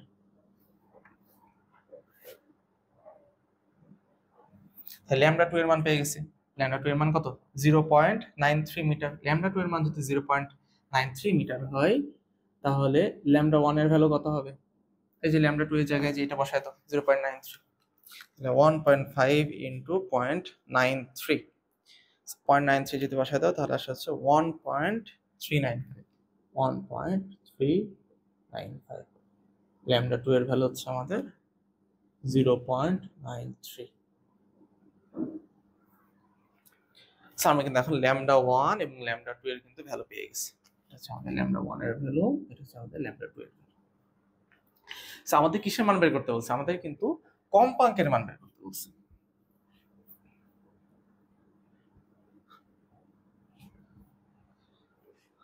তাহলে দেখো তো, তাহলে প্রথম মাধ্যমে কম্পাঙ্কের মান আমরা কি লিখতে পারি f1 V by lambda one, আর দ্বিতীয় মাধ্যমে হচ্ছে f2 ইকুয়াল কি ভি বাই ল্যামডা টু। তাহলে ভি এর মান কত, আমাদের ভি এর মান হচ্ছে 330 আর ল্যামডা ওয়ান এর ভ্যালু হচ্ছে 1.395, আর এই ক্ষেত্রে হচ্ছে 330, ল্যামডা টু এর ভ্যালু হচ্ছে 0.93, 330 ভাগ 1.395, এটা দেখা যাচ্ছে আমাদের 236.56 হার্টজ,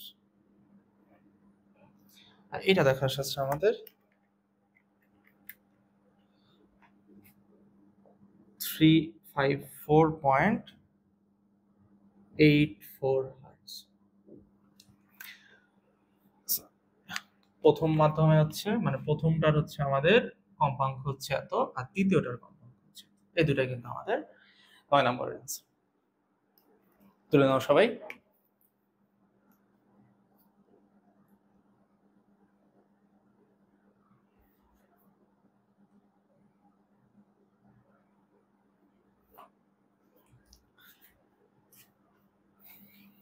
চলো এবার আমরা 10 নম্বর সলভ করি।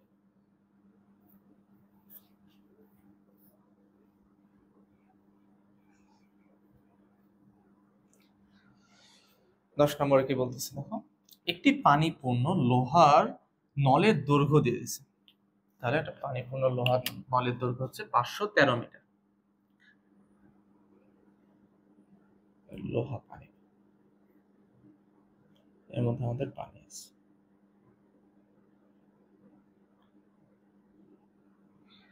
পানিপূর্ণ লোহার নলের দৈর্ঘ্য হচ্ছে 513। তাহলে এই যে এখান থেকে এই পর্যন্ত হচ্ছে আমাদের 513 মিটার। পানি ও লোহায় শব্দের বেগ যথাক্রমে 1440, তাহলে ভি ওয়াটার হচ্ছে আমাদের 1440 মিটার পার সেকেন্ড, আর ভি আয়রন লোহাতে দিয়ে দিছে কত 5130 মিটার পার সেকেন্ড। নলটির কোনো এক প্রান্তে একবার আঘাত করলে অপর প্রান্তে শব্দ পৌঁছানোর সময়ের পার্থক্য নির্ণয় করো। তাহলে দেখো এই পাইপে আমি যদি এখানে একটা লোহার দণ্ড দিয়ে যদি একটা আমি আঘাত করি এখানে এই জায়গাতে, তাহলে তুমি এখানে কান পাতলা মনে করো, কান, ওকে ভালো হয়নি, কান, তাহলে তুমি যে এখানে আঘাত করবা তাহলে কি শব্দটা তুমি ওই সাইড শুনতে পাবা না। সো শব্দটা আসলে ওই মাধ্যমে এই পাশে যাবে কিভাবে, যাবে কিন্তু দুইটা মাধ্যমে। একটা হচ্ছে শব্দটা এই যে পানি আছে না, পানির মধ্যে দিয়ে একটা শব্দ যাবে, আর একটা যাবে হচ্ছে লোহার মধ্যে দিয়ে একটা শব্দ যাবে। সো দেখো আমাদেরকে বের করতে বলছে যে এইখান থেকে এইখানে এ পয়েন্ট থেকে বি পয়েন্টে শব্দটা যেতে কত সময় লাগছে। তাহলে একটা যাবে পানি, একটা হচ্ছে লোহা মাধ্যম। ধরিনি প্রথম হচ্ছে আমাদের পানি মাধ্যম। সো শব্দ ট্রাভেল করে কিসে, সমবেগে না, শব্দ তো ত্বরণ নেই তাই না। সমবেগ হলে কি হবে, এ সিকল হচ্ছে ভিটি। তো শব্দটা এ থেকে বিতে যাচ্ছে, যেতে কত দূর অতিক্রম করছে 513 মিটার। আর যেহেতু পানির জন্য হিসাব করতেছি, তাহলে পানিতে আমাদের শব্দের বেগ হচ্ছে আমাদের 1440। তাহলে পানির জন্য আমরা সময়টা পেয়ে যাবো, এটা টি ডাব্লিউ বলে। তো টি ডাব্লিউ হচ্ছে আমাদের দেখো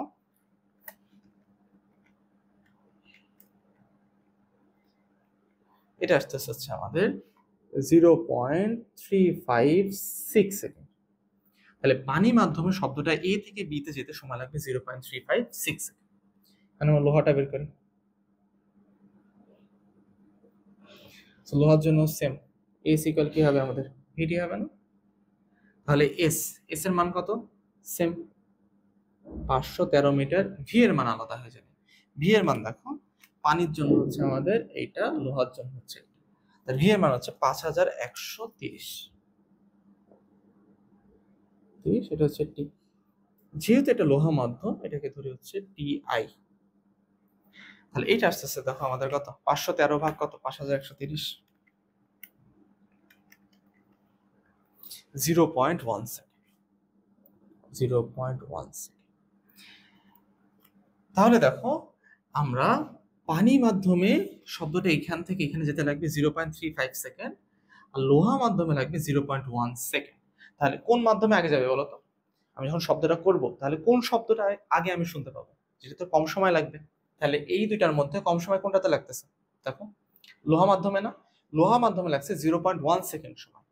তাহলে আমি কিন্তু যখন শব্দটা করব তখন সর্বপ্রথম এই লোহা মাধ্যম থেকে কিন্তু শব্দটা আমার কানে আসবে, তারপরে কিন্তু আমাদের পানি মাধ্যম থেকে আসবে।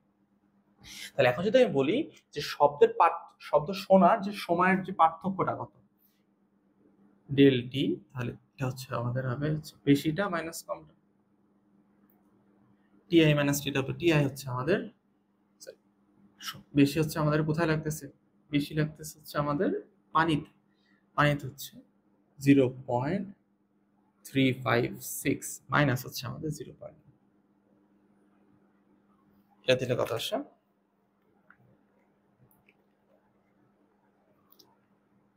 এটা আসে দেখো আমাদের 0.256 সেকেন্ড। তাহলে আমাদের শব্দ শোনার পার্থক্য কত 0.256 সেকেন্ড। মানে হচ্ছে আমরা প্রথমে লোহা মাধ্যমে একটা শব্দ শুনতে পাবো, তারপরে 0.256 সেকেন্ড পর পানি মাধ্যমের শব্দটা শুনতে পাবো।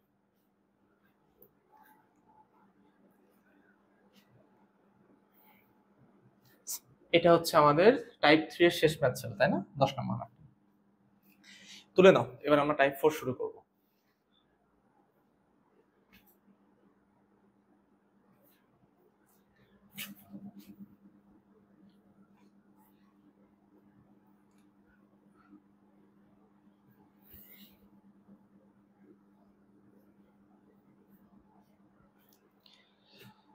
সো টাইপ 4 কি বলতেছে আমাদের, যে বেগ ও তাপমাত্রা সংশ্লিষ্ট যে ম্যাথগুলো আছে সেগুলো দেখব। 11 নম্বর। সো বেগ আর তাপমাত্রার কিন্তু একটা সম্পর্ক আছে, মনে আছে তোমাদের? ওই যে ভি সমানুপাতিক রুট ওভার টি,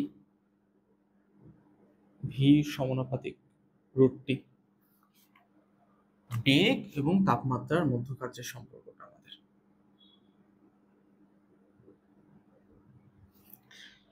সো দুইটা মাধ্যমের জন্য মানে হচ্ছে তাপমাত্রা, দুইটা কেসের জন্য আমরা কি লিখতে পারি? V1 রুট ওভার T1, আর V2 হবে যখন আমাদের তাপমাত্রা হবে T2। দুইটা সিস্টেমের জন্য বা দুইটা ব্যবস্থার জন্য আমরা এইভাবে কিন্তু লিখতে পারি, তাই না? এখন আমরা দেখি কি বলতেছে 11 নম্বর, যে কোন জায়গায় শীতকালে তাপমাত্রা হচ্ছে 10 ডিগ্রি সেলসিয়াস, শব্দের বেগ 332 মিটার পার সেকেন্ড, গ্রীষ্মকালে বেগ হচ্ছে আমাদের 30 ডিগ্রি সেলসিয়াস হলে শব্দের বেগ কত? তাহলে শীতকালে ধরে নিতে হচ্ছে আমাদের টি1 হচ্ছে আমাদের 10 ডিগ্রি সেলসিয়াস, 10 ডিগ্রি সেলসিয়াসে হচ্ছে আমাদের V1 শব্দের বেগ হচ্ছে 332 মিটার পার সেকেন্ড, আর গ্রীষ্মকালে আমাদের টেম্পারেচারটা মনে করি T2, এটা হচ্ছে আমাদের 30 ডিগ্রি সেলসিয়াস। সো এই গ্রীষ্মকালে যে শব্দের বেগটা এটা কিন্তু আমাদের নির্ণয় করতে হচ্ছে। তাহলে প্রথমে তোমাদের যে কাজটা হবে এই টাইপের ম্যাথগুলোতে, বুঝছো, আমরা যে তাপমাত্রাটা আছে না এইটার সাথে আমরা 273 যোগ করে কেলভিনে কনভার্ট করে নেব। আমরা এই 10-এর সাথে 273 যোগ করব, 273 যোগ করলে কিন্তু আমরা এটা কিসে কনভার্ট হয়ে যাবে বলতো? এটা আমাদের কেলভিনে কনভার্ট হয়ে যাবে। আর এটা হচ্ছে আমাদের 283 কেলভিন, এটার সাথে আমরা 273 যোগ করব। এটা দেখা যাচ্ছে আমাদের 303 কেলভিন। তাহলে একটা হচ্ছে আমাদের 283, একটা হচ্ছে 303।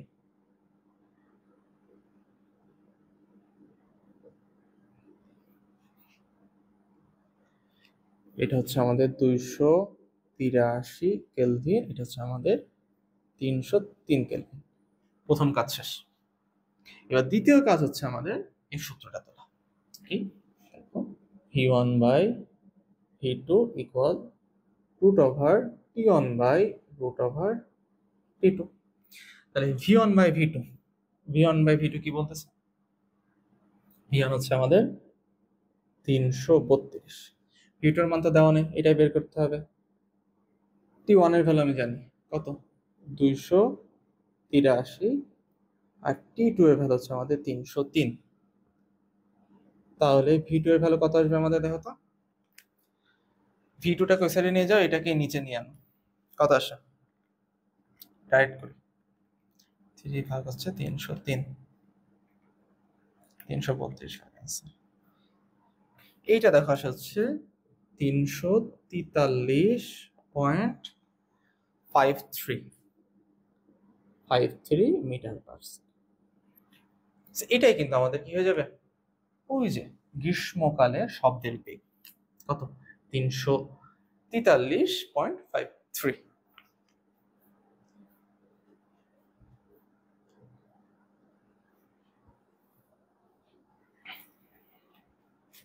তুলছো? আচ্ছা, 12 নম্বরে যাই। ভারতে কি বলতেছে, যে কোন একটি শহরে গ্রীষ্মকালে শব্দের বেগ আমাদের 5% বেড়ে গেছে, শীতকালে তাপমাত্রা দিয়ে দিচ্ছে, তাহলে গ্রীষ্মকালে তাপমাত্রা কত এটা হচ্ছে আমাদের নির্ণয় করতে হচ্ছে। নম্বর ম্যাথ, এটা হচ্ছে আমাদের 12 নম্বর। সো প্রথমে দেখো আমাদের শীতকালের টেম্পারেচার দিয়ে দিচ্ছে, শীতকালটাকে আমরা T1 ধরি। সো T1 হচ্ছে 30 ডিগ্রি সেলসিয়াস। এটার সাথে আমি কত যোগ দেব? এটার সাথে আমি 273 যোগ দেব, তাহলে হয় হচ্ছে আমাদের 303 কেলভিন, তাই না? তাই T1 এর ভ্যালু হচ্ছে 303 কেলভিন। ওকে, তারপরে বলছে যে গ্রীষ্মকালে শব্দের বেগ 5% বেড়ে গেছে, তাহলে শীতকালে যদি শব্দের বেগ আমরা V1 ধরি, আর গ্রীষ্মকালে আমাদের টেম্পারেচার যেটা হচ্ছে আমাদের বের করতে হবে, এটা আমরা জানি না। আর গ্রীষ্মকালে কি বলতেছে যে শব্দের বেগটা, এই ভি2 হচ্ছে আমাদের গ্রীষ্মের জন্য। আমরা 1 ইউজ করতেছি কার জন্য? শীতকালের জন্য। আর 2 গুলা ইউজ করতেছি গ্রীষ্মের জন্য। তাহলে গ্রীষ্মকালে যে বেগটা আছে এটা কত পার্সেন্ট বেড়ে যায়? এটা দেখো আমাদের 5% বেড়ে যায়। তাহলে কার 5% বেড়ে যায়? শীতকালে যেটা ছিল তার 5% বেড়ে যায়। তাহলে শীতকালের থেকে আমাদের এটা ইন্টু 5%। তো শীতকালে যে বেগটা ছিল আমাদের, সেই বেগ থেকে গ্রীষ্মকালে যখন আসলো তখন আমাদের বেগটা শীতকালের থেকে 5% বেড়ে যায়। তাহলে v1 প্লাস v1 ইন্টু 5%। তাহলে এটা কত আসে দেখো তো। আমরা 5% কে কি লিখতে পারি? v1 5/100 লেখা যায় না? এটা হচ্ছে v1। তাহলে এটাকে যদি লসাগু করি তাহলে দেখো আসে হচ্ছে আমাদের 105 v1/100। তাহলে এটা আসে দেখো হচ্ছে 1.05 v1। তাহলে v2 ইকুয়াল হচ্ছে আমরা পাচ্ছি 1.05 v1। এটা হচ্ছে v2 এর ভ্যালু। এটা আমাদের লাগবে, এখনই লাগবে ম্যাথ করার টাইমে। সো এখন দেখো আমাদের কিসের ভ্যালু লাগবে? টি2 এর ভ্যালু লাগবে। তাহলে আমরা সূত্র কি জানি? v1/v2 ইকুয়াল জানি হচ্ছে আমরা t1/t2। v1 কে আমরা v1 এ রাখি। এই যে v2 এর ভ্যালু কত জানি? 1.05 v1। t1 এর ভ্যালু জানি আমরা, t1 এর ভ্যালু হচ্ছে আমাদের 330। জাস্ট আমরা t2 এর ভ্যালুটা জানি না, এটা হচ্ছে আমাদের বের করা লাগবে। এটা মুছে দিই।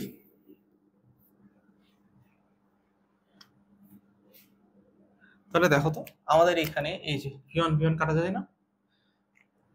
তাহলে √/t2 এটা কি লিখতে পারি? 1.05 √/303। তাহলে এখানে যদি আমি বর্গ করে দিই, এটা মানটা কত আসে দেখো তো। এটা হচ্ছে আমাদের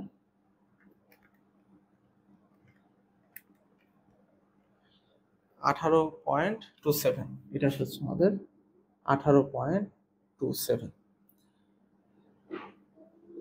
√t2 ইকুয়াল আসছে 18.27। তাহলে শুধুমাত্র t2 কি আসবে? স্কয়ার করলে কি আসবে? 18.27 হোল স্কয়ার চলে আসে। তাহলে এটা যদি আমি স্কয়ার করি তাহলে আসবে হচ্ছে আমাদের 334.0575 কেলভিন। আমি যে মানটা পেলাম এটা কিসের মান পাইছি? এটা কিন্তু আমি কেলভিনে মান পাইছি। সো আমাকে এটা বের করতে হবে কিসে? ডিগ্রি সেলসিয়াসে। তাহলে এইভাবে রাখলে কিন্তু অ্যান্সার হয়ে যাবে। আচ্ছা, তোমাকে যে ডিগ্রি সেলসিয়াসে কনভার্ট করতে হবে এরকম কিছু না, এটা কিন্তু তোমার একটা অ্যান্সার। যদি তুমি চাও যে ডিগ্রি সেলসিয়াসে কনভার্ট করতে তাহলে কি করবা? এইটার সাথে ওই 373 বিয়োগ দিয়ে দিব। আগে আমরা যোগ দিয়েছিলাম, এখন আমরা বিয়োগ দিয়ে দিব। যদি 373 বিয়োগ দিয়ে দিই, সরি 273 বিয়োগ দিতে হবে। আচ্ছা, তাহলে 61.05 61.05 ডিগ্রি সেলসিয়াস। আমরা যদি 273টা বিয়োগ দিয়ে দিই তাহলে কিন্তু আমরা এই টি2 এর ভ্যালুটা কিন্তু আমরা পেয়ে যাচ্ছি। টি2 এর ভ্যালু মানে কি? এটাই কিন্তু আমাদের সে দেখো তাপমাত্রা না, যে এটাই কিন্তু আমাদের গ্রীষ্মকালের তাপমাত্রা। কত? 61.05 ডিগ্রি সেলসিয়াস।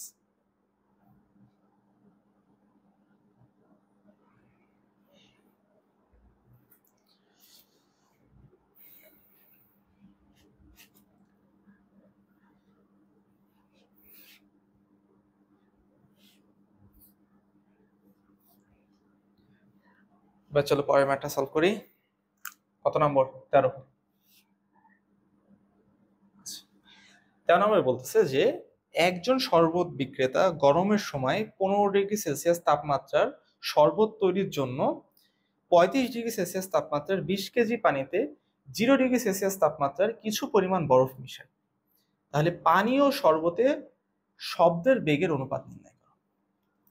তাহলে দেখো পানির টেম্পারেচার কত দেওয়া আছে, TW। পানির টেম্পারেচার দেখো এখানে দিয়ে দিচ্ছে আমাদের 35°C তাপমাত্রা 20 কেজি পানিতে। তাহলে পানির তাপমাত্রা দেখো কিন্তু আমাদের 35°C পানির তাপমাত্রা। এটা যদি আমি ক্যালভিনে কনভার্ট করলে কি হয়, 273 দিয়ে যোগ দিয়ে দিবা 308 কেলভিন। আর হচ্ছে আমাদের কি বলছে, পানীয় শরবত TS শরবতের টেম্পারেচার কত,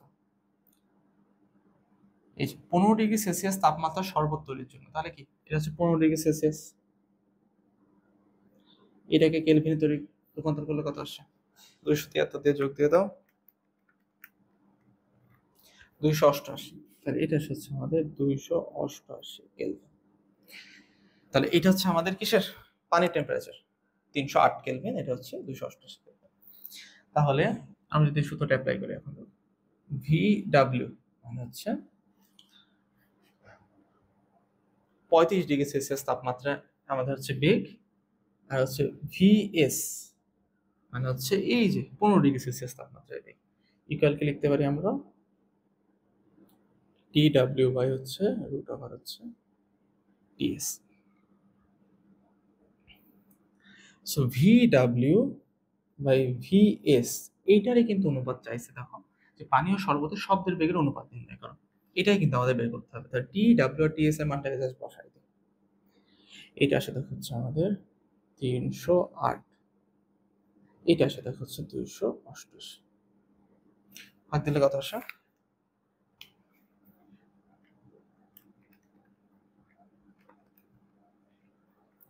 1.034, এটা আসছে 1.034।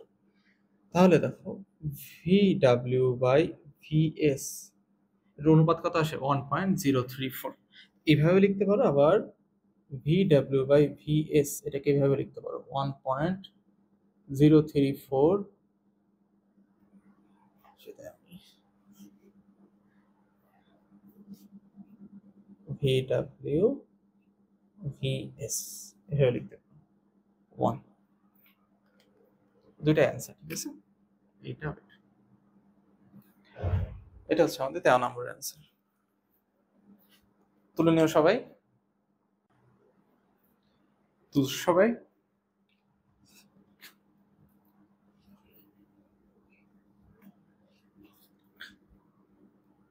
সো টাইপ 4 শেষ হলো আমাদের। সেবার দেখো টাইপ 5। সো টাইপ 5 আসতেছে হচ্ছে আমাদের প্রতিধ্বনি সম্পর্কিত যে সমস্যাগুলো সেগুলো এখন আমরা সলভ করব। সো প্রতিধ্বনি সম্পর্কিত সমস্যা সলভ করার আগে আমাদের কয়েকটা বিষয় আগে লক্ষ্য রাখতে হবে, যে আমাদের শব্দের আমাদের মস্তিষ্কে স্থায়িত্বকাল কত। মস্তিষ্কে কিন্তু আমাদের স্থায়িত্বকাল হচ্ছে 0.1 সেকেন্ড, তাই না? সো শব্দটা প্রসেস হতে আমাদের মস্তিষ্কে যে সময় লাগে কত সেকেন্ড লাগে, 0.1 সেকেন্ড। এটা একটু জানা লাগবে আমাদের। আরেকটা হচ্ছে যে শব্দটা প্রতিধ্বনিটা কি, যে শব্দ কোন একটা বাধা আছে, বাধা পেয়ে আবার ব্যাক করবে। সো প্রথমে যখন আমি একটা শব্দ করলাম, এই যে আমি যে তোমাদের সাথে কথা বলতেছি, এই শব্দটা কি আমার কানে যাচ্ছে প্রথমে, তারপরে যে সামনের দেওয়ালে যে কি বাধা পাবে, বাধা পেয়ে যখন আবার ব্যাক আসবে তখন আমি কি ওই শব্দটা আবার শুনতে পাবো। একবার প্রথমে যখন কথা বললাম তখন ইনস্ট্যান্টলি আমি শুনতে পেলাম, আবার শব্দটা বাধা পেয়ে আবার কানে আসলো, তাহলে কয়বার শুনলাম, 2বার শুনলাম। তাহলে এটাই কিন্তু আমাদের প্রতিধ্বনি। তো 14 নম্বর কোশ্চেনটা কি বলছে দেখি আমরা, যে একজন ব্যক্তি সিলেটে বেড়াতে গিয়ে একটি পাহাড় থেকে 17 মিটার দূরে থাকা অবস্থায় প্রতিধ্বনি শোনার জন্য জোরে শব্দ করলো। উক্ত শব্দের বেগ 350 মিটার পার সেকেন্ড এবং ওই ব্যক্তির দৈর্ঘ্য ছিল 20 সেন্টিমিটার। ওই ব্যক্তি প্রতিধ্বনি শুনতে পাবে কিনা। সো সিলেটে যে এটা হলো সেই পাহাড়। এই পাহাড় থেকে ব্যক্তিটা আমাদের দাঁড়িয়ে আছে কত মিটার দূরত্বে? 17 মিটার দূরত্বে এই পাহাড় থেকে সে দাঁড়িয়ে আছে। এখন আমাদেরকে বলছে যে সে প্রতিধ্বনি শুনতে পাবে কিনা। আমি যদি এখন এই ডিস্টেন্সটাকে ধরে না, এটা হচ্ছে আমরা ডি ধরলাম, এটা সমান সমান হচ্ছে ডি, 17 মিটার সমান সমান হচ্ছে আমাদের ডি। তাহলে এই ব্যক্তি যখন শব্দ করবে তখন শব্দটা কি হবে? এখান থেকে প্রথমে এই দূর যাবে, যে এই পাহাড়ে বাধা পেয়ে কি করবে? আবার ব্যাক করবে না? তাহলে শব্দের ক্ষেত্রে আমরা কি জানি? শব্দ কিসে চলে? সমবেগে, তাহলে এস ইকুয়াল ভিটি। সো এই ক্ষেত্রে দেখো প্রথমে কি এই বিন্দু থেকে এখানে আসলো, এটা মনে করা হচ্ছে আমাদের এ পয়েন্ট, এটা হচ্ছে আমাদের বি পয়েন্ট। তাহলে প্রথমে এ থেকে বিতে গেল, তারপর বি থেকে আবার এতে আসলো, তাহলে প্রথমে ডি দূরত্ব অতিক্রম করলো, তারপরে আবার ডি দূরত্ব অতিক্রম করলো, তাহলে মোট অতিক্রান্ত দূরত্ব কত? 2d ইকুয়াল কি ভিটি লেখা যায় না? সো 2d মানে কি? প্রথম ডিটা হচ্ছে এ থেকে বিতে গেল, মানে প্রতিবন্ধক পর্যন্ত গেল, আর আরেকটা ডি কি? প্রতিবন্ধক থেকে আবার আমার কান পর্যন্ত আসলো, তাহলে এটা হলো 2d ইকুয়াল কি ভিটি।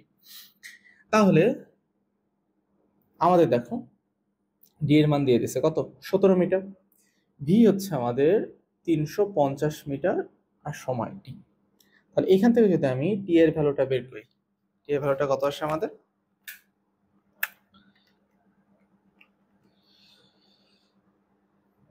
এটা আসে দেখো 0.097 সেকেন্ড।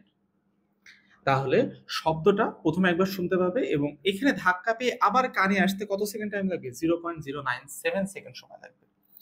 কিন্তু আমরা কি জানি যে শব্দটার আমাদের মস্তিষ্কের স্থায়িত্বকাল বা শব্দটা আমাদের মস্তিষ্কে প্রসেস হতে কত সময় লাগে? 0.1 সেকেন্ড সময় লাগে। তাহলে এই সময়টা দেখো 0.1 সেকেন্ডের থেকে কম না, মানে 0.1 সেকেন্ডের আগেই কিন্তু শব্দটা কি আমাদের কানে আসতেছে না? তাহলে এই ব্যক্তি কি প্রতিধ্বনি শুনতে পাবে? অবশ্যই কিন্তু পাবে না, সে কিন্তু প্রতিধ্বনি শুনতে পাবে না।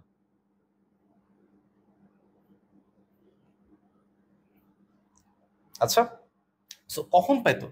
যখন এই সময়টা, এই বাধা পেয়ে আবার ব্যাক আসার যদি সময়টা আমাদের এই 0.1 সেকেন্ড বা এর থেকে যদি বেশি হতো, তখন কিন্তু আমাদের ওই ব্যক্তিটা প্রতিধ্বনি শুনতে পেত।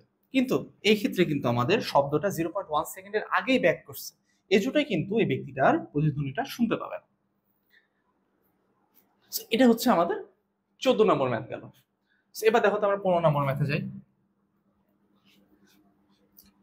পজ করে তুলে নিবা, ঠিক আছে? পজ করবা, পজ করে নোটটা তুলে নেবা। আচ্ছা, 15 নম্বরে যাই। 15 নম্বর কি বলতেছে দেখো, আমাদের একটা চিত্র দিয়ে দিচ্ছে, চিত্রটা ছোট আছে তো আমি একটু বড় করে আঁকাই।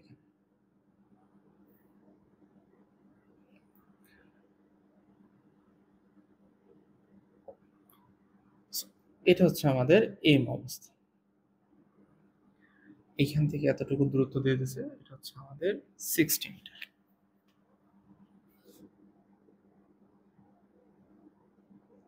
এখান থেকে এতটুকু দূরত্ব, এখান থেকে এটা হচ্ছে আমাদের আর পয়েন্ট,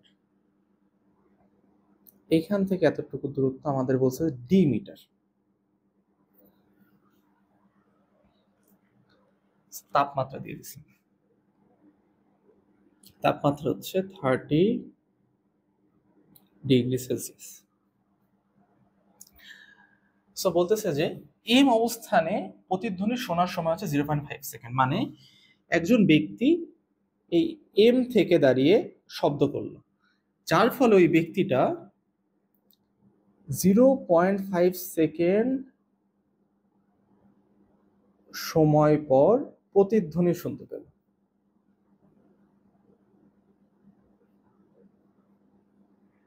কত সেকেন্ড পর? 0.5 সেকেন্ড পর প্রতিধ্বনি শুনতে পেল। ক নম্বর কোশ্চেন আমি কি বলছে যে এম অবস্থান থেকে আর প্রতিফলকের দূরত্ব নির্ণয় করো। তাহলে যে এম থেকে আর এর দূরত্বটা কত এটা আমাদের নির্ণয় করতে হবে।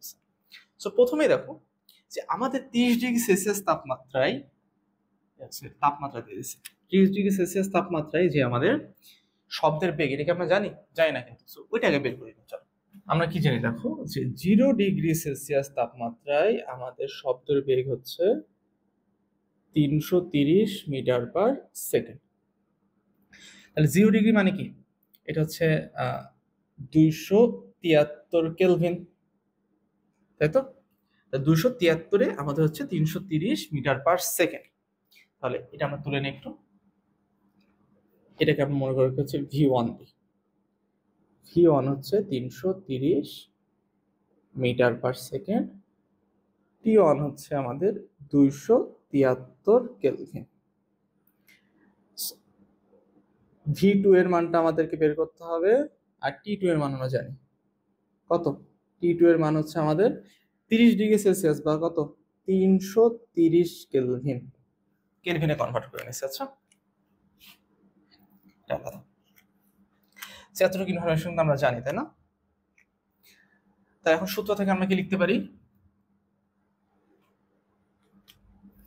যে দেখো V1 equal root over T1 by V2 root over T2। V1 এর ভ্যালু কত? আমাদের V1 এর ভ্যালু আসতেছে হচ্ছে 330। V2 এর ভ্যালু আমাদের বের করতে হবে, এটাকে একবারে রুট দিয়ে দিতে, তাহলে T1 বাই T2। T1 হচ্ছে আমাদের 273 আর T2 হচ্ছে আমাদের 303। তাহলে এইখান থেকে যদি আমি V2টা বের করতে চাই, V2 এর ভ্যালু কত আসতেছে এখানে আমাদের, রুট ওভার 273 ভাগ 303,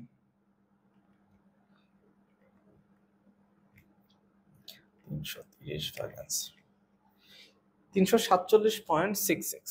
এটা আসলে আমাদের 347.66 মিটার পার সেকেন্ড।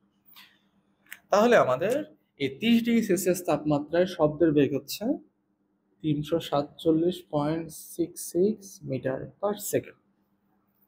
তাহলে শব্দের বেগ পেয়ে গেছি।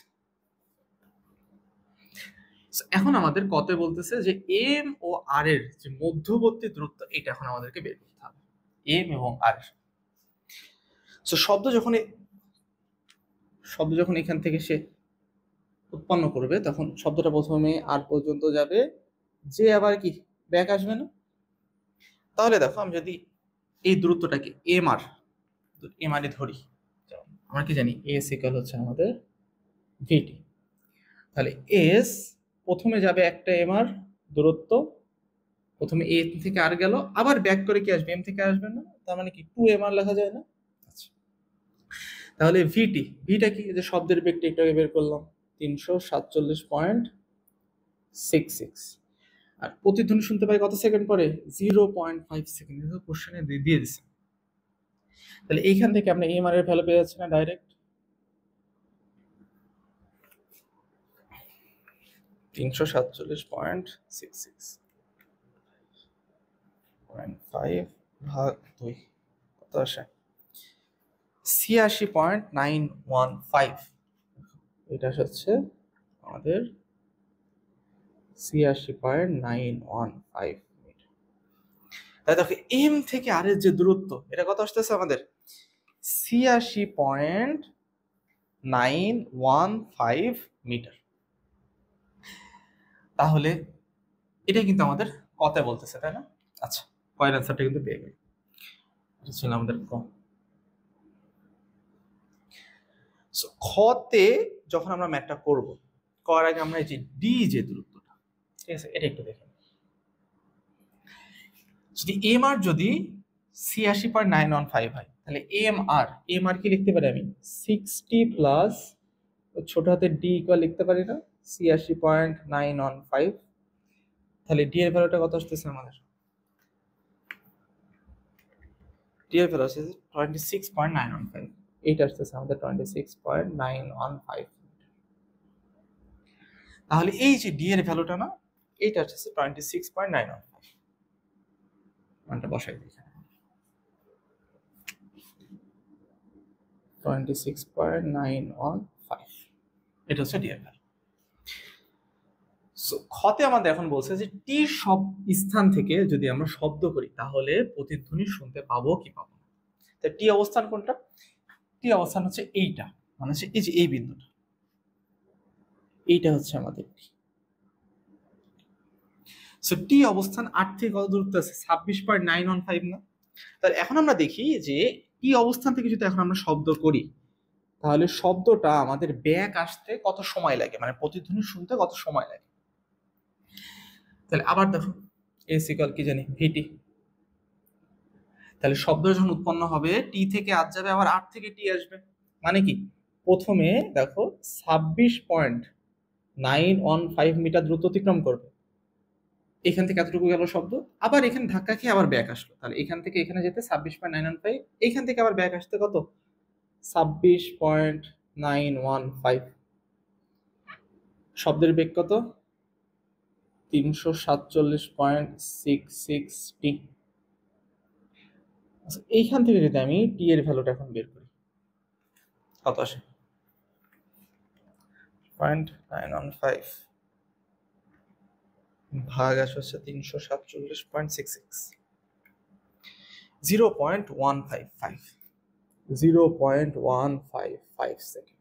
তাহলে আমি যদি টি থেকে দাঁড়িয়ে যদি শব্দটা করি তাহলে এই প্রতিবন্ধকে বাধা পেয়ে আবার ব্যাক আসতে কত সময় লাগবে? 0.155 সেকেন্ড সময় লাগবে, যা আমাদের কি এই মস্তিষ্কের স্থায়িত্বকাল থেকে কি বেশি না কম? বেশি না? তাহলে কি, তাহলে কিন্তু আমরা প্রতিধ্বনি শুনতে পাবো,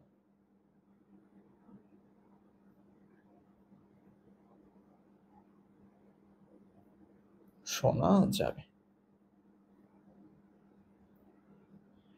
ওকে, তাহলে কোনো ব্যক্তি যদি এই টি বিন্দু থেকে দাঁড়িয়ে শব্দ করে তাহলে কিন্তু প্রতিধ্বনি শোনা যাবে, এবং কত সেকেন্ড পর শোনা যাবে? 0.155 সেকেন্ড পর শোনা যাবে। এটা হচ্ছে আমাদের পাঁচের ক্ষয়ের আনসার।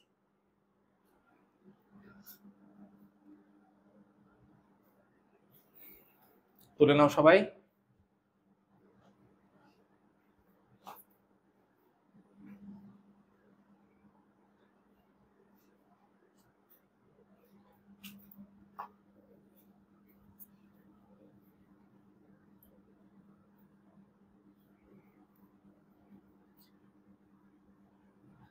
চল এবার পরের ম্যাটটাতে যাই।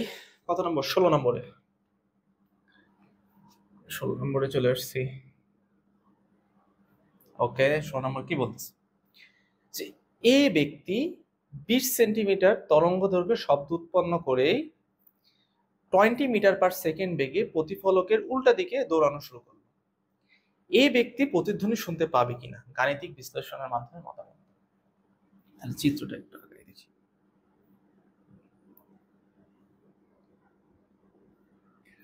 এটা হচ্ছে আমাদের একটা প্রতিফলক। ব্যক্তিটা এই অবস্থানে দাঁড়ায় আছে,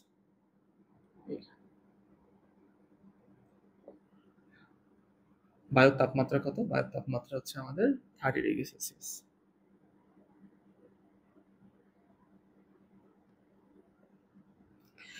30°C যে শব্দের বেগ, এটা আমরা প্রথমে বের করি, বাকি বারটা আমরা পরে দেখতেছি। তাহলে 0°C মানে টি, 0 মানে কত? 273 কেলভিন। 0°C শব্দের বেগ হচ্ছে আমাদের কত? 330 মিটার পার সেকেন্ড।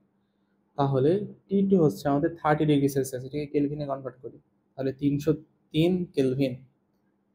আর V2 হচ্ছে আমাদের কত? এটা বের করতে হবে, মানতে দেওয়া।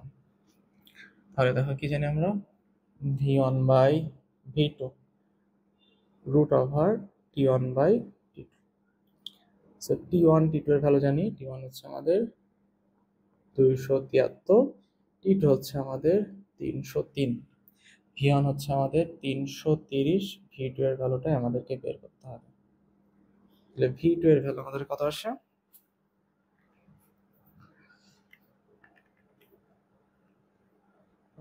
303,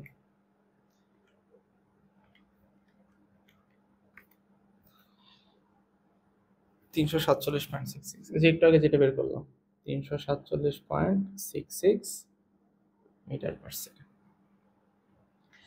ওকে, তাহলে আমাদের V2 এর ভ্যালু আসতেছে হচ্ছে 347.66 মিটার পার সেকেন্ড। এটা হচ্ছে আমাদের 30 ডিগ্রি সেলসিয়াস তাপমাত্রায় শব্দের বেগ। শব্দের বেগ হয়ে গেছে। এখন দেখো কি বলতেছি, যে এই ব্যক্তিটা মানে ফাজিল মানুষ থাকে না কয়েকজন, দেখো এ হচ্ছে সে ফাজিল একটা মানুষ। সে কি করছে, এ প্রথমে শব্দটা করছে, ঠিক আছে, এই যে আমরা শব্দ করলাম, করেই সে পেছনের দিকে দৌড়ানো শুরু করছে। তাহলে শব্দ করছে, করে পেছনের দিকে দৌড় মারছে কত বেগে? পেছনের দিকে দৌড় মারছে হচ্ছে 20 মিটার পার সেকেন্ড বেগে। তাহলে শব্দটা করেই এই ব্যক্তিটা পেছন দিকে দৌড় দিছে কত বেগে? এই ব্যক্তি মনে করি V man, VM 20 metre per second বেগে সে আবার দৌড় দিছে। আচ্ছা, সো দৌড় দিয়ে বলতেছে যে এই ব্যক্তি প্রতিধ্বনি শুনতে পাবে কি পাবে না সেটা বের করে। সো এই যে মধ্যবর্তী দূরত্ব এটা আমাদের দিয়ে দিছে, এটা হচ্ছে আমাদের 15 মিটার। সো মনে করো এই ব্যক্তিটা যে দৌড়টা দিছে এটা কিসে দিছে, যেহেতু কিছু বলা নেই, তরণ টরণ কিছু বলা নেই, তাহলে ধরে নি যে ব্যক্তিটা যে দৌড় দিছে এটা হচ্ছে সমবেগে দৌড়তেছে। তাহলে ব্যক্তিটা দৌড় দেওয়ার পরে টি সময় পরে ব্যক্তিটা হচ্ছে আমাদের এইখানে অবস্থান করবে। তাহলে টি সময় পরেই কিন্তু আমাদের ব্যক্তিটা প্রতিধ্বনি শুনতে পাবে, ধরেন টি সময় পর শুনতে পাবে। তাহলে যে সময় আমাদের প্রতিধ্বনি শুনতে পাবে ঠিক একই সময় কি এ থেকে পি পর্যন্ত আসবে, তাই না? সো এ থেকে পি পর্যন্ত যদি লোকটার আসতে টি সময় লাগে, তাহলে এস ইকুয়াল আমরা কি জানি, ভিটি। তাহলে এ থেকে পি পর্যন্ত আসতে যদি তার টি সময় লাগে আর লোকটার বেগ যদি ভি হয়, মানে লোকের জন্য চিন্তা করতেছি, এটা কিন্তু শব্দ না, এটা কি ওই ব্যক্তিটার জন্য আমরা ক্যালকুলেশনটা করতেছি। তাহলে এপি পর্যন্ত যেতে তার সময় লাগবে 20 টি, তাই তো? এটা হচ্ছে আমরা একটা সমীকরণ পেয়েছি।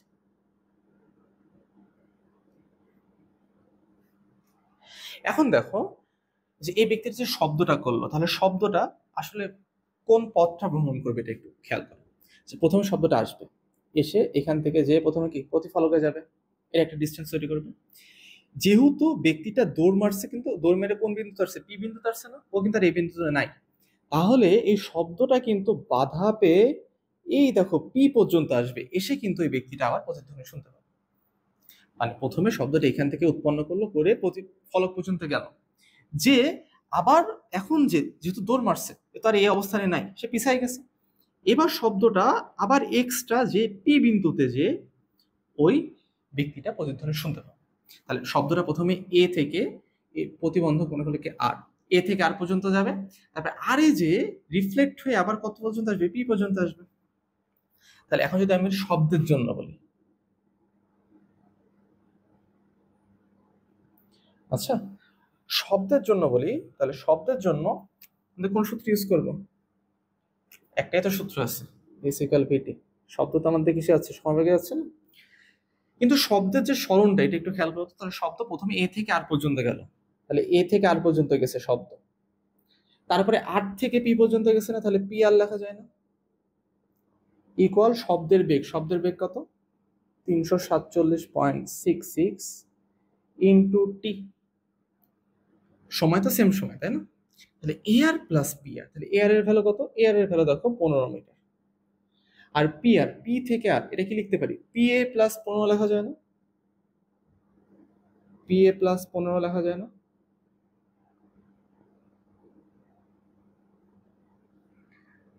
তাহলে দেখো এই 15 প্লাস 15 কথা হচ্ছে আমাদের 30। আর পিএ, এই দেখো পিএ বা এপি একই তো কথা। তাহলে এপি বা পিএ এর ভ্যালুটা আমরা কত জানি? 20 টি। সো 20 টি ইকুয়াল 347.66 টি। তাহলে এটাকে ওইদিকে পাঠিয়ে দিই, তাহলে কত আসে আমাদের? দেখো তো এটা হচ্ছে 327.66 টি ইকুয়াল কত আমাদের আসছে 30। এটা যদি আমি ক্যালকুলেট করি,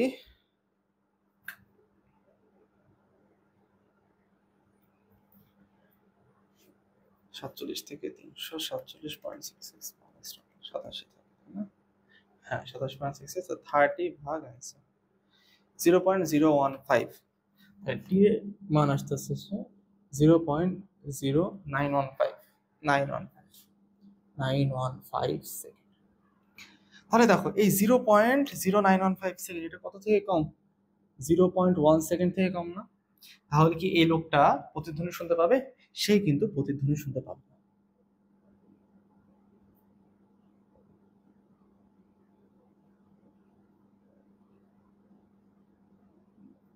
শুনতে পাবে না। আচ্ছা, প্রতিধ্বনি কখন শুনতে পেত? যদি আমাদের এই যে সময়টা 0.0915 এটা যদি 0.1 সেকেন্ড থেকে কি হতো, বেশি হতো, তাহলে ব্যক্তিটা যখন এখান থেকে শব্দ করলো, শব্দ করে সে যখন পেছনে দৌড় মারবে তখন শব্দটা ওইখানে ধাক্কা খেয়ে আবার যে ওর কান পর্যন্ত আসতে কত সময় লাগবে? 0.0915 সেকেন্ড সময় লাগবে। বুঝছো সবাই? আচ্ছা, এখন চলো আমরা 17 নম্বর ম্যাথটা সলভ করি।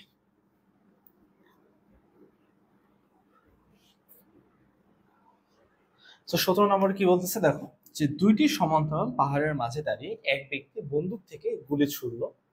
ব্যক্তি থেকে পাহাড় দ্বয়ের মধ্যবর্তী দূরত্ব হচ্ছে 260.745 মিটার ও 347.66 মিটার। তিনি 1.5 সেকেন্ড পরে প্রথম প্রতিধ্বনি শুনল এবং 2 সেকেন্ড পরে দ্বিতীয় প্রতিধ্বনি শুনলেন।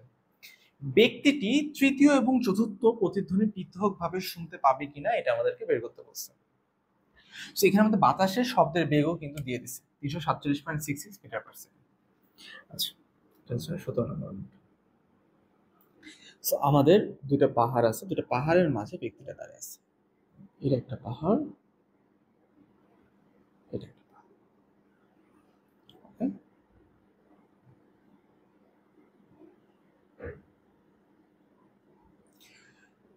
এখন বলতেছে যে এর মাঝে ব্যক্তিটা দাঁড়ায় আছে। মনে করো কি ব্যক্তিটা এই জায়গায় দাঁড়ায় আছে, এই বিন্দুতে ব্যক্তিটা দাঁড়ায় আছে।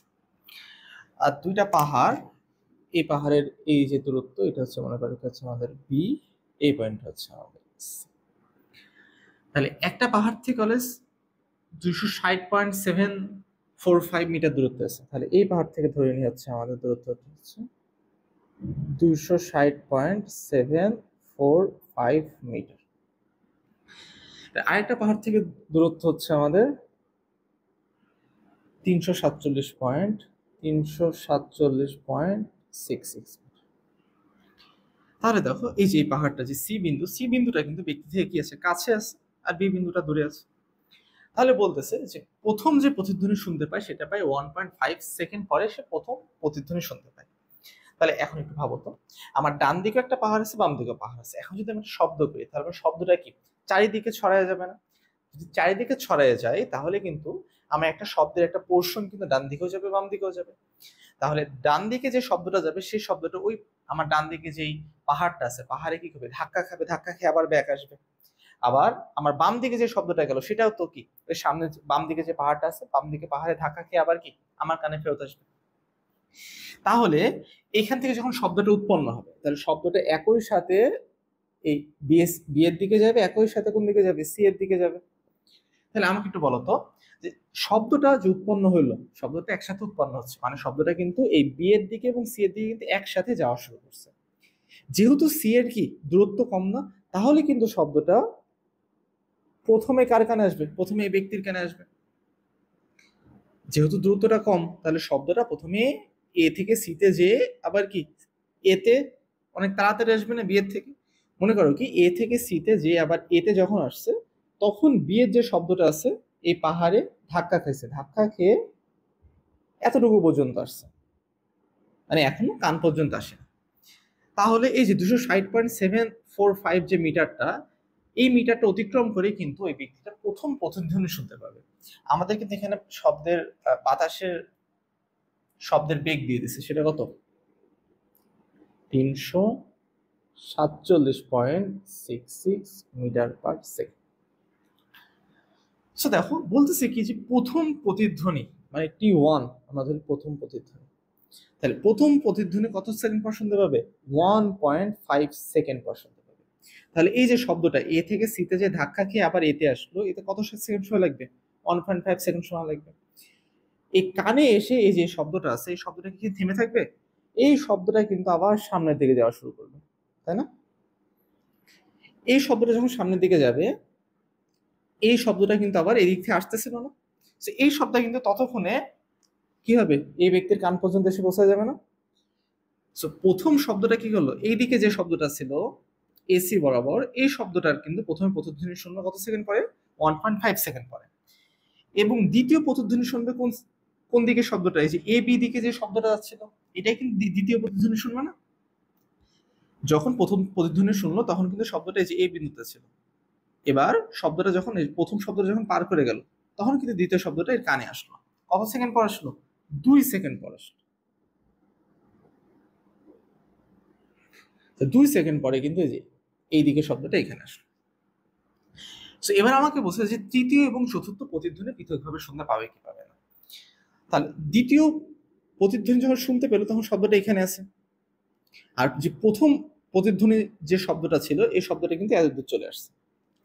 তাহলে এই এই শব্দটা এখন যদি আমাকে তৃতীয় প্রতিধ্বনি শুনতে হয় তাহলে কি হবে বলতো? এই যে যে প্রথম যে শব্দটা ছিল এটা হচ্ছে আমাদের প্রথম শব্দ, ঠিক আছে? এটা হচ্ছে আমাদের দ্বিতীয় শব্দ। প্রথম শব্দটা কিন্তু এই যে পাহাড়ে ধাক্কা খাবে, ধাক্কা খেয়ে আবার কি কান পর্যন্ত ব্যাক আসবে না? তাহলে আমরা কি শুনতে পাবো? তখনই কিন্তু আমরা তৃতীয় প্রতিধ্বনিটা শুনতে পাবো। তাহলে একটু দেখো তো তৃতীয় প্রতিধ্বনির জন্য,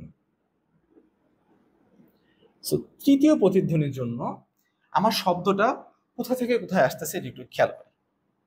শব্দটা আমার তৃতীয় প্রতিধ্বনির জন্য প্রথমে আমার এখান থেকে উৎপন্ন হলো, এ থেকে সিতে গেল, সি থেকে আবার এতে আসলো, এ থেকে আবার বিতে গেল, বি থেকে ধাক্কা খেয়ে আবার এতে আসলো।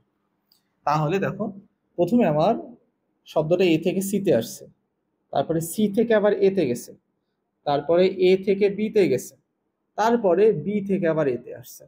এইটা কি সম্পূর্ণ পথ না তৃতীয় প্রতিধ্বনি শোনা? মানে শব্দ যেখান থেকে তৈরি হয়েছে সেইখান থেকে, সে সময় থেকে শুরু করে। তাহলে এই সময় থেকে শুরু করে প্রথমে এ থেকে সি, সি থেকে এ থেকে বি, বি থেকে ধাক্কা খেয়ে যখন আমার কানে আসবে তখনই কিন্তু আমি এই তৃতীয় প্রতিধ্বনি কিন্তু আমি আবার শুনতে পাবো। তাহলে দেখো মোট দূরত্ব এতটুকু না? মোট দূরত্ব আমরা এস ইকুয়াল কি জানি? ভিটি। মোট দূরত্ব এত। মোট দূরত্ব দেখো কত হচ্ছে আমাদের? এসি আর সি এ দুইটা সেম না? তাহলে এটা দেখো 260.745 ইন্টু 2 দিয়ে দিই, দেখি তো যাওয়া আসা সেম। আবার এ বি বি এ দুইটা দূরত্ব সেম, আবার 2 ইন্টু 3 4, এটা হচ্ছে আমাদের 347.66 ইকুয়াল ভিটি। কত সেটা আমাদের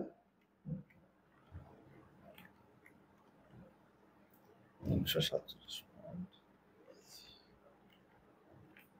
সো ভিটি ইকুয়াল আসে হচ্ছে আমাদের 1216.81। এখান থেকে যদি টি এর ভ্যালু যাই তাহলে 1.16.81 বাই ভি। ভি কি? শব্দের বেগ 347.66। এইটা যদি আমি ভাগ দিয়ে দিই তাহলে দেখো আসতেছে আমাদের 3.5 সেকেন্ড। তাহলে আমি যে তৃতীয় প্রতিধ্বনিটা শুনতে পাবো এটা কত সেকেন্ড পরে? 3.5 সেকেন্ড পর আমার তৃতীয় প্রতিধ্বনিটা কিন্তু আমি শুনতে পাবো।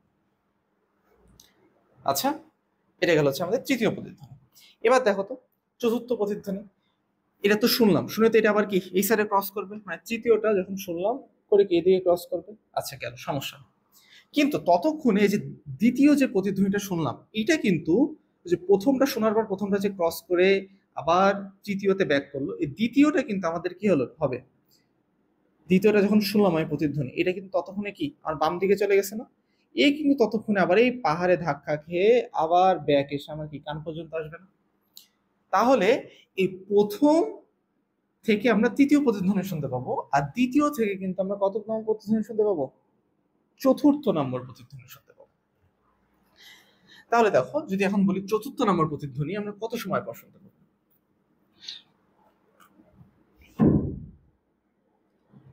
চতুর্থ নম্বর প্রতিধ্বনির ক্ষেত্রে দেখো তাহলে প্রথম থেকে শুরু করি। তাহলে শব্দটা এ থেকে বিতে যাবে প্রথমে, তারপরে আবার বি থেকে এতে যখন আসবে তখন দ্বিতীয় নম্বর প্রতিধ্বনি শুনতে পাবো।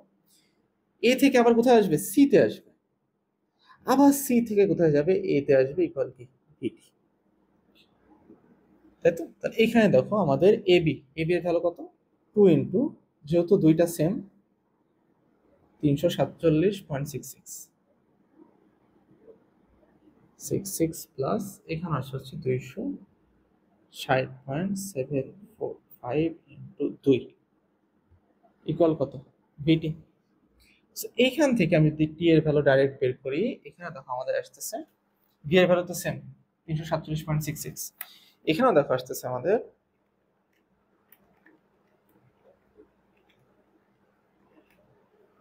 কত? 3.5। মানে 4 নম্বর প্রতিধ্বনিটা আমি কত সেকেন্ড পর শুনতে পাবো?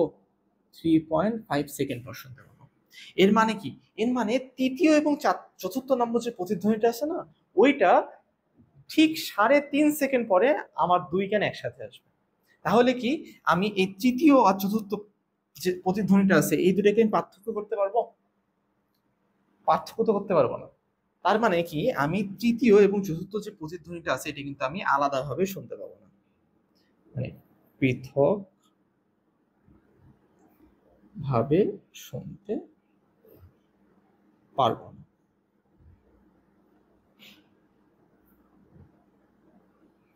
এটা হচ্ছে আমাদের 17 নম্বরের অ্যান্সার। সো আমাদের খেয়াল রাখতে হবে এই ক্ষেত্রে যে প্রথম একটা প্রতিধ্বনি আমরা শুনতে পাই, প্রথম প্রতিধ্বনির পরপরই আমরা মানে ডান দিকে যে শব্দটা যাচ্ছে ওইখান থেকে আমরা প্রথম প্রতিধ্বনি শুনতে পাই। যখন প্রতিধ্বনি শুনতে পেলাম দ্বিতীয় প্রতিধ্বনিটা বাম দিকে যাচ্ছে, ওইখান থেকে আসতে মানে আসতেছে বাট এখন আসেনি, এসে পৌঁছায়নি, এটা যখন শুনতে পেলাম তখন এই প্রতিধ্বনিটা এই শব্দটা সামনের দিকে চলে গেল আর এইটা আমি শুনতে পেলাম। তাহলে এটা প্রথম আর এটা হচ্ছে দ্বিতীয় যেটা আমি শুনলাম। সো প্রথমটা কিন্তু দেখো সামনের দিকে আগায় গেছে, তো দ্বিতীয়টা শোনার পর দ্বিতীয়টা আবার এইদিকে চলে যাবে, প্রথমটা কিন্তু ওইদিকে যাচ্ছে। এটা দ্বিতীয়, এটা আবার প্রথম। সো প্রথমটা ওইদিকে আবার বাধা পেয়ে আবার ব্যাক আসলো, ততক্ষণে দ্বিতীয়টা কি হচ্ছে? দ্বিতীয়টা সামনের দিকে যাচ্ছে, এসে যখন কানে আসলো তখন ওই প্রথম প্রতিধ্বনির পরে আমরা তৃতীয় প্রতিধ্বনি শুনতে পাবো। আর দ্বিতীয়টা এখন সামনের দিকে যাচ্ছে, যে এই যে তৃতীয়টা যে শুনলাম এটা তো আবার সামনের দিকে দৌড় দেবে, কিন্তু এই দ্বিতীয়টা কি ওইখানে প্রতিবন্ধকে কি বাধা পেয়ে আবার ব্যাক আসবে, ব্যাক এসে আবার আমার কানে আসবে, তখন আমি কি কোনটা শুনতে পাবো? চতুর্থ প্রতিধ্বনি শুনতে পাবো।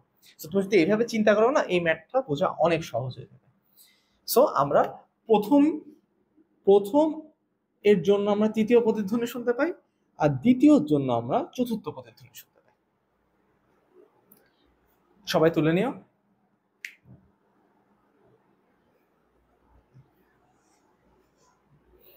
বুঝছো? চলো এবার আমরা 18 নম্বরটা করি, এটাই আমাদের আজকে শেষ।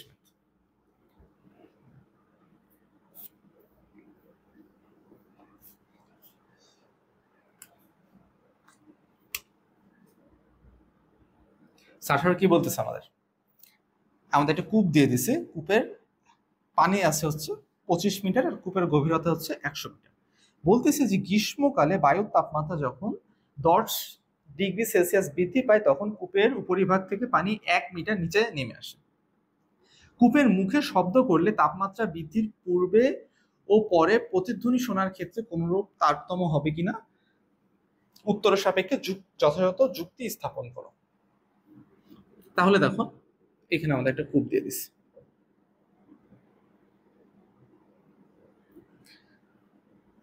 কূপের যে আমাদের গভীরতা এটা হচ্ছে আমাদের 100 মিটার,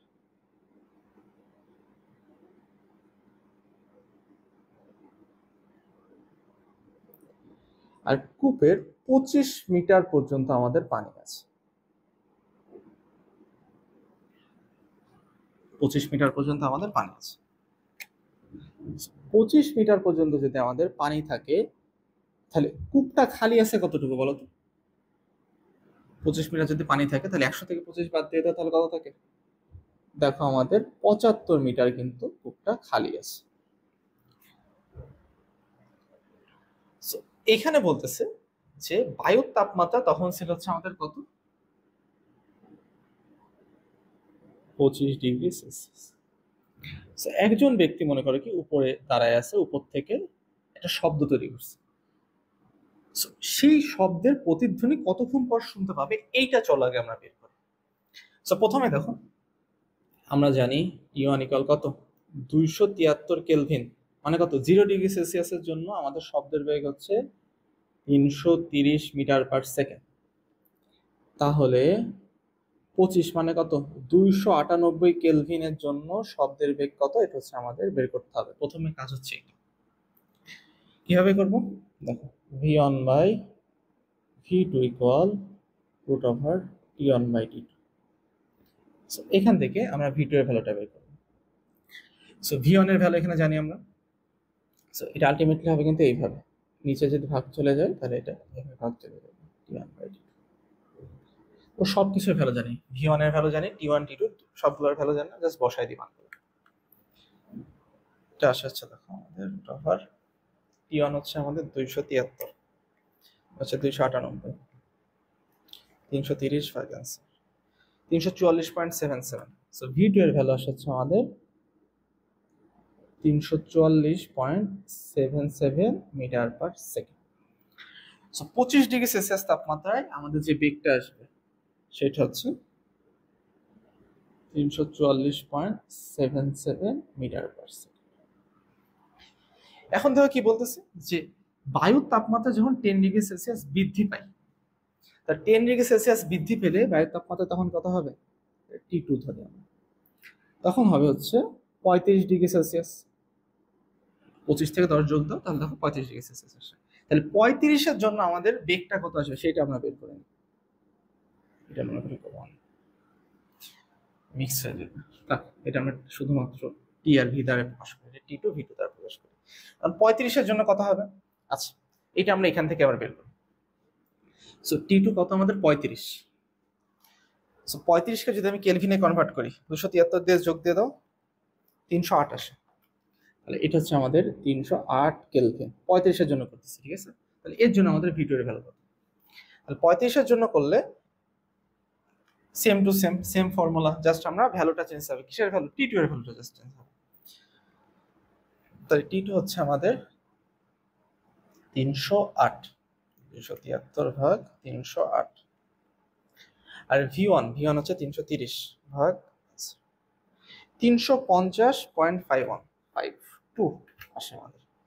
তাহলে V2 এর মান আসবে 350.5।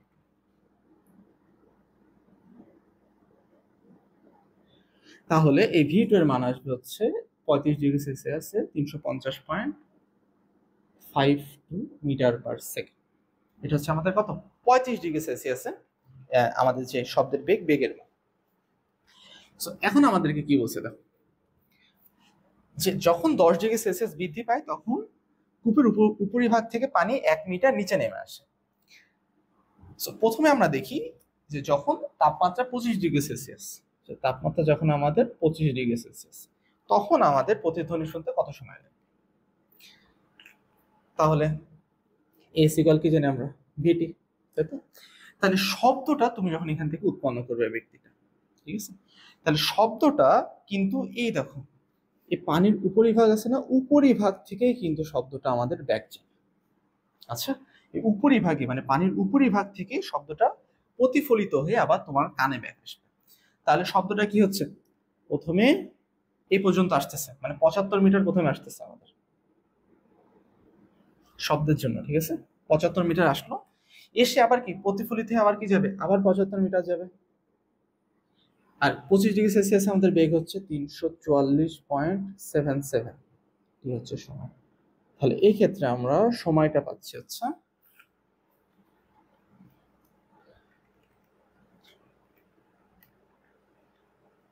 0.435, সময় হচ্ছে আমাদের 0.435 সেকেন্ড।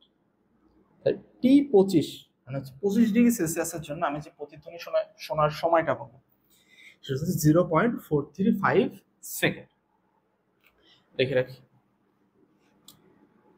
এটা হচ্ছে আমাদের টি পাবো হচ্ছে 25-এর জন্য 0.435 সেকেন্ড। এটা গেল হচ্ছে 25-এর জন্য। এবার যখন তাপমাত্রা 10 ডিগ্রি বৃদ্ধি পাবে, তার মানে কত আমাদের 35 ডিগ্রি সেলসিয়াস। সো 35 ডিগ্রি সেলসিয়াসের জন্য আমরা কি জানি এসিক্যাল ভিটি। সো এখন দেখো যে আমাদের কিন্তু এই পানি, কূপের পানির উপরিভাগ কি হচ্ছে 1 মিটার নিচে নেমে গেছে। তাহলে আগে যখন আমাদের পানি ছিল 25 মিটার, এখন কিন্তু আমাদের এই পানির পরিমাণটা কমে যাবে। কতটুকু কমে যাবে? 1 মিটার কমে যাবে। এই দেখো 1 মিটার কমে গেছে। 1 মিটার কমে গেলে এখন যে দূরত্বটা, পানি কতটুকুতে থাকবে? 1 মিটার নিচে নামছে, তাহলে এখানে কিন্তু পানি থাকবে 24 মিটার, তাই তো? মানে উপরিতল থেকে 1 মিটার নিচে নেমে গেছে, তাহলে পানি আসে কতটুকু?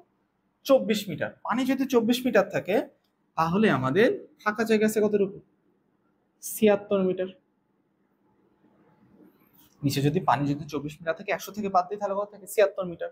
তাহলে এবার কিন্তু আমাদের শব্দ কি যাবে? প্রথমে উপর থেকে নিচে আসবে কত মিটার? 76 মিটার। পানির উপরিভাগে ধাক্কা খেয়ে আবার ব্যাক যাবে কত মিটার? 76 মিটার। ভি কত? ভি হচ্ছে আমাদের 344.77। এটা কি হবে? আমরা তো 35-এর জন্য করতেছি, 35-এর জন্য বেগ তো আলাদা, 340 হবে না, এটা হচ্ছে 350.5। 5 ইন্টু কত? টি। তাহলে এই ক্ষেত্রে আমি টি এর ভ্যালু কত পাবো? এই ক্ষেত্রে টি এর ভ্যালু আসতেছে দেখো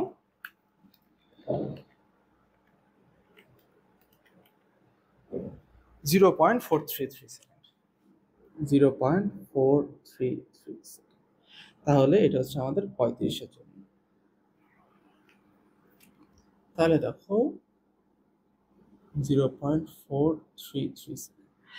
সো যখন 25 ডিগ্রি সেলসিয়াস ছিল, তখন আমি 0.435 সেকেন্ড পর প্রতিধ্বনি শুনতে পাবো, আর 35-এর জন্য 0.433 সেকেন্ড পর আমি প্রতিধ্বনি শুনতে পাবো। তাহলে কি দুটা কি সেম না আলাদা?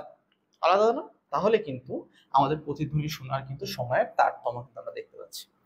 সো এই ছিল হচ্ছে আমাদের সপ্তম চ্যাপ্টারের 5টা টাইপের সকল সমস্যার সমাধান। সো তুমি যদি এই 5 ধরনের ম্যাথ, প্রত্যেকটা ম্যাথ যদি ভালোভাবে খাতায় নোট করে যদি প্র্যাকটিস করতে পারো, এবং প্রত্যেকটা ম্যাথ যদি তুমি বুঝে থাকো এবং বুঝে বুঝে যদি একটু ভালোভাবে প্র্যাকটিস করো, ইনশাল্লাহ তোমাদের এই চ্যাপ্টারের আর কোনো ধরনের ম্যাথের কোনো সমস্যা হবে না।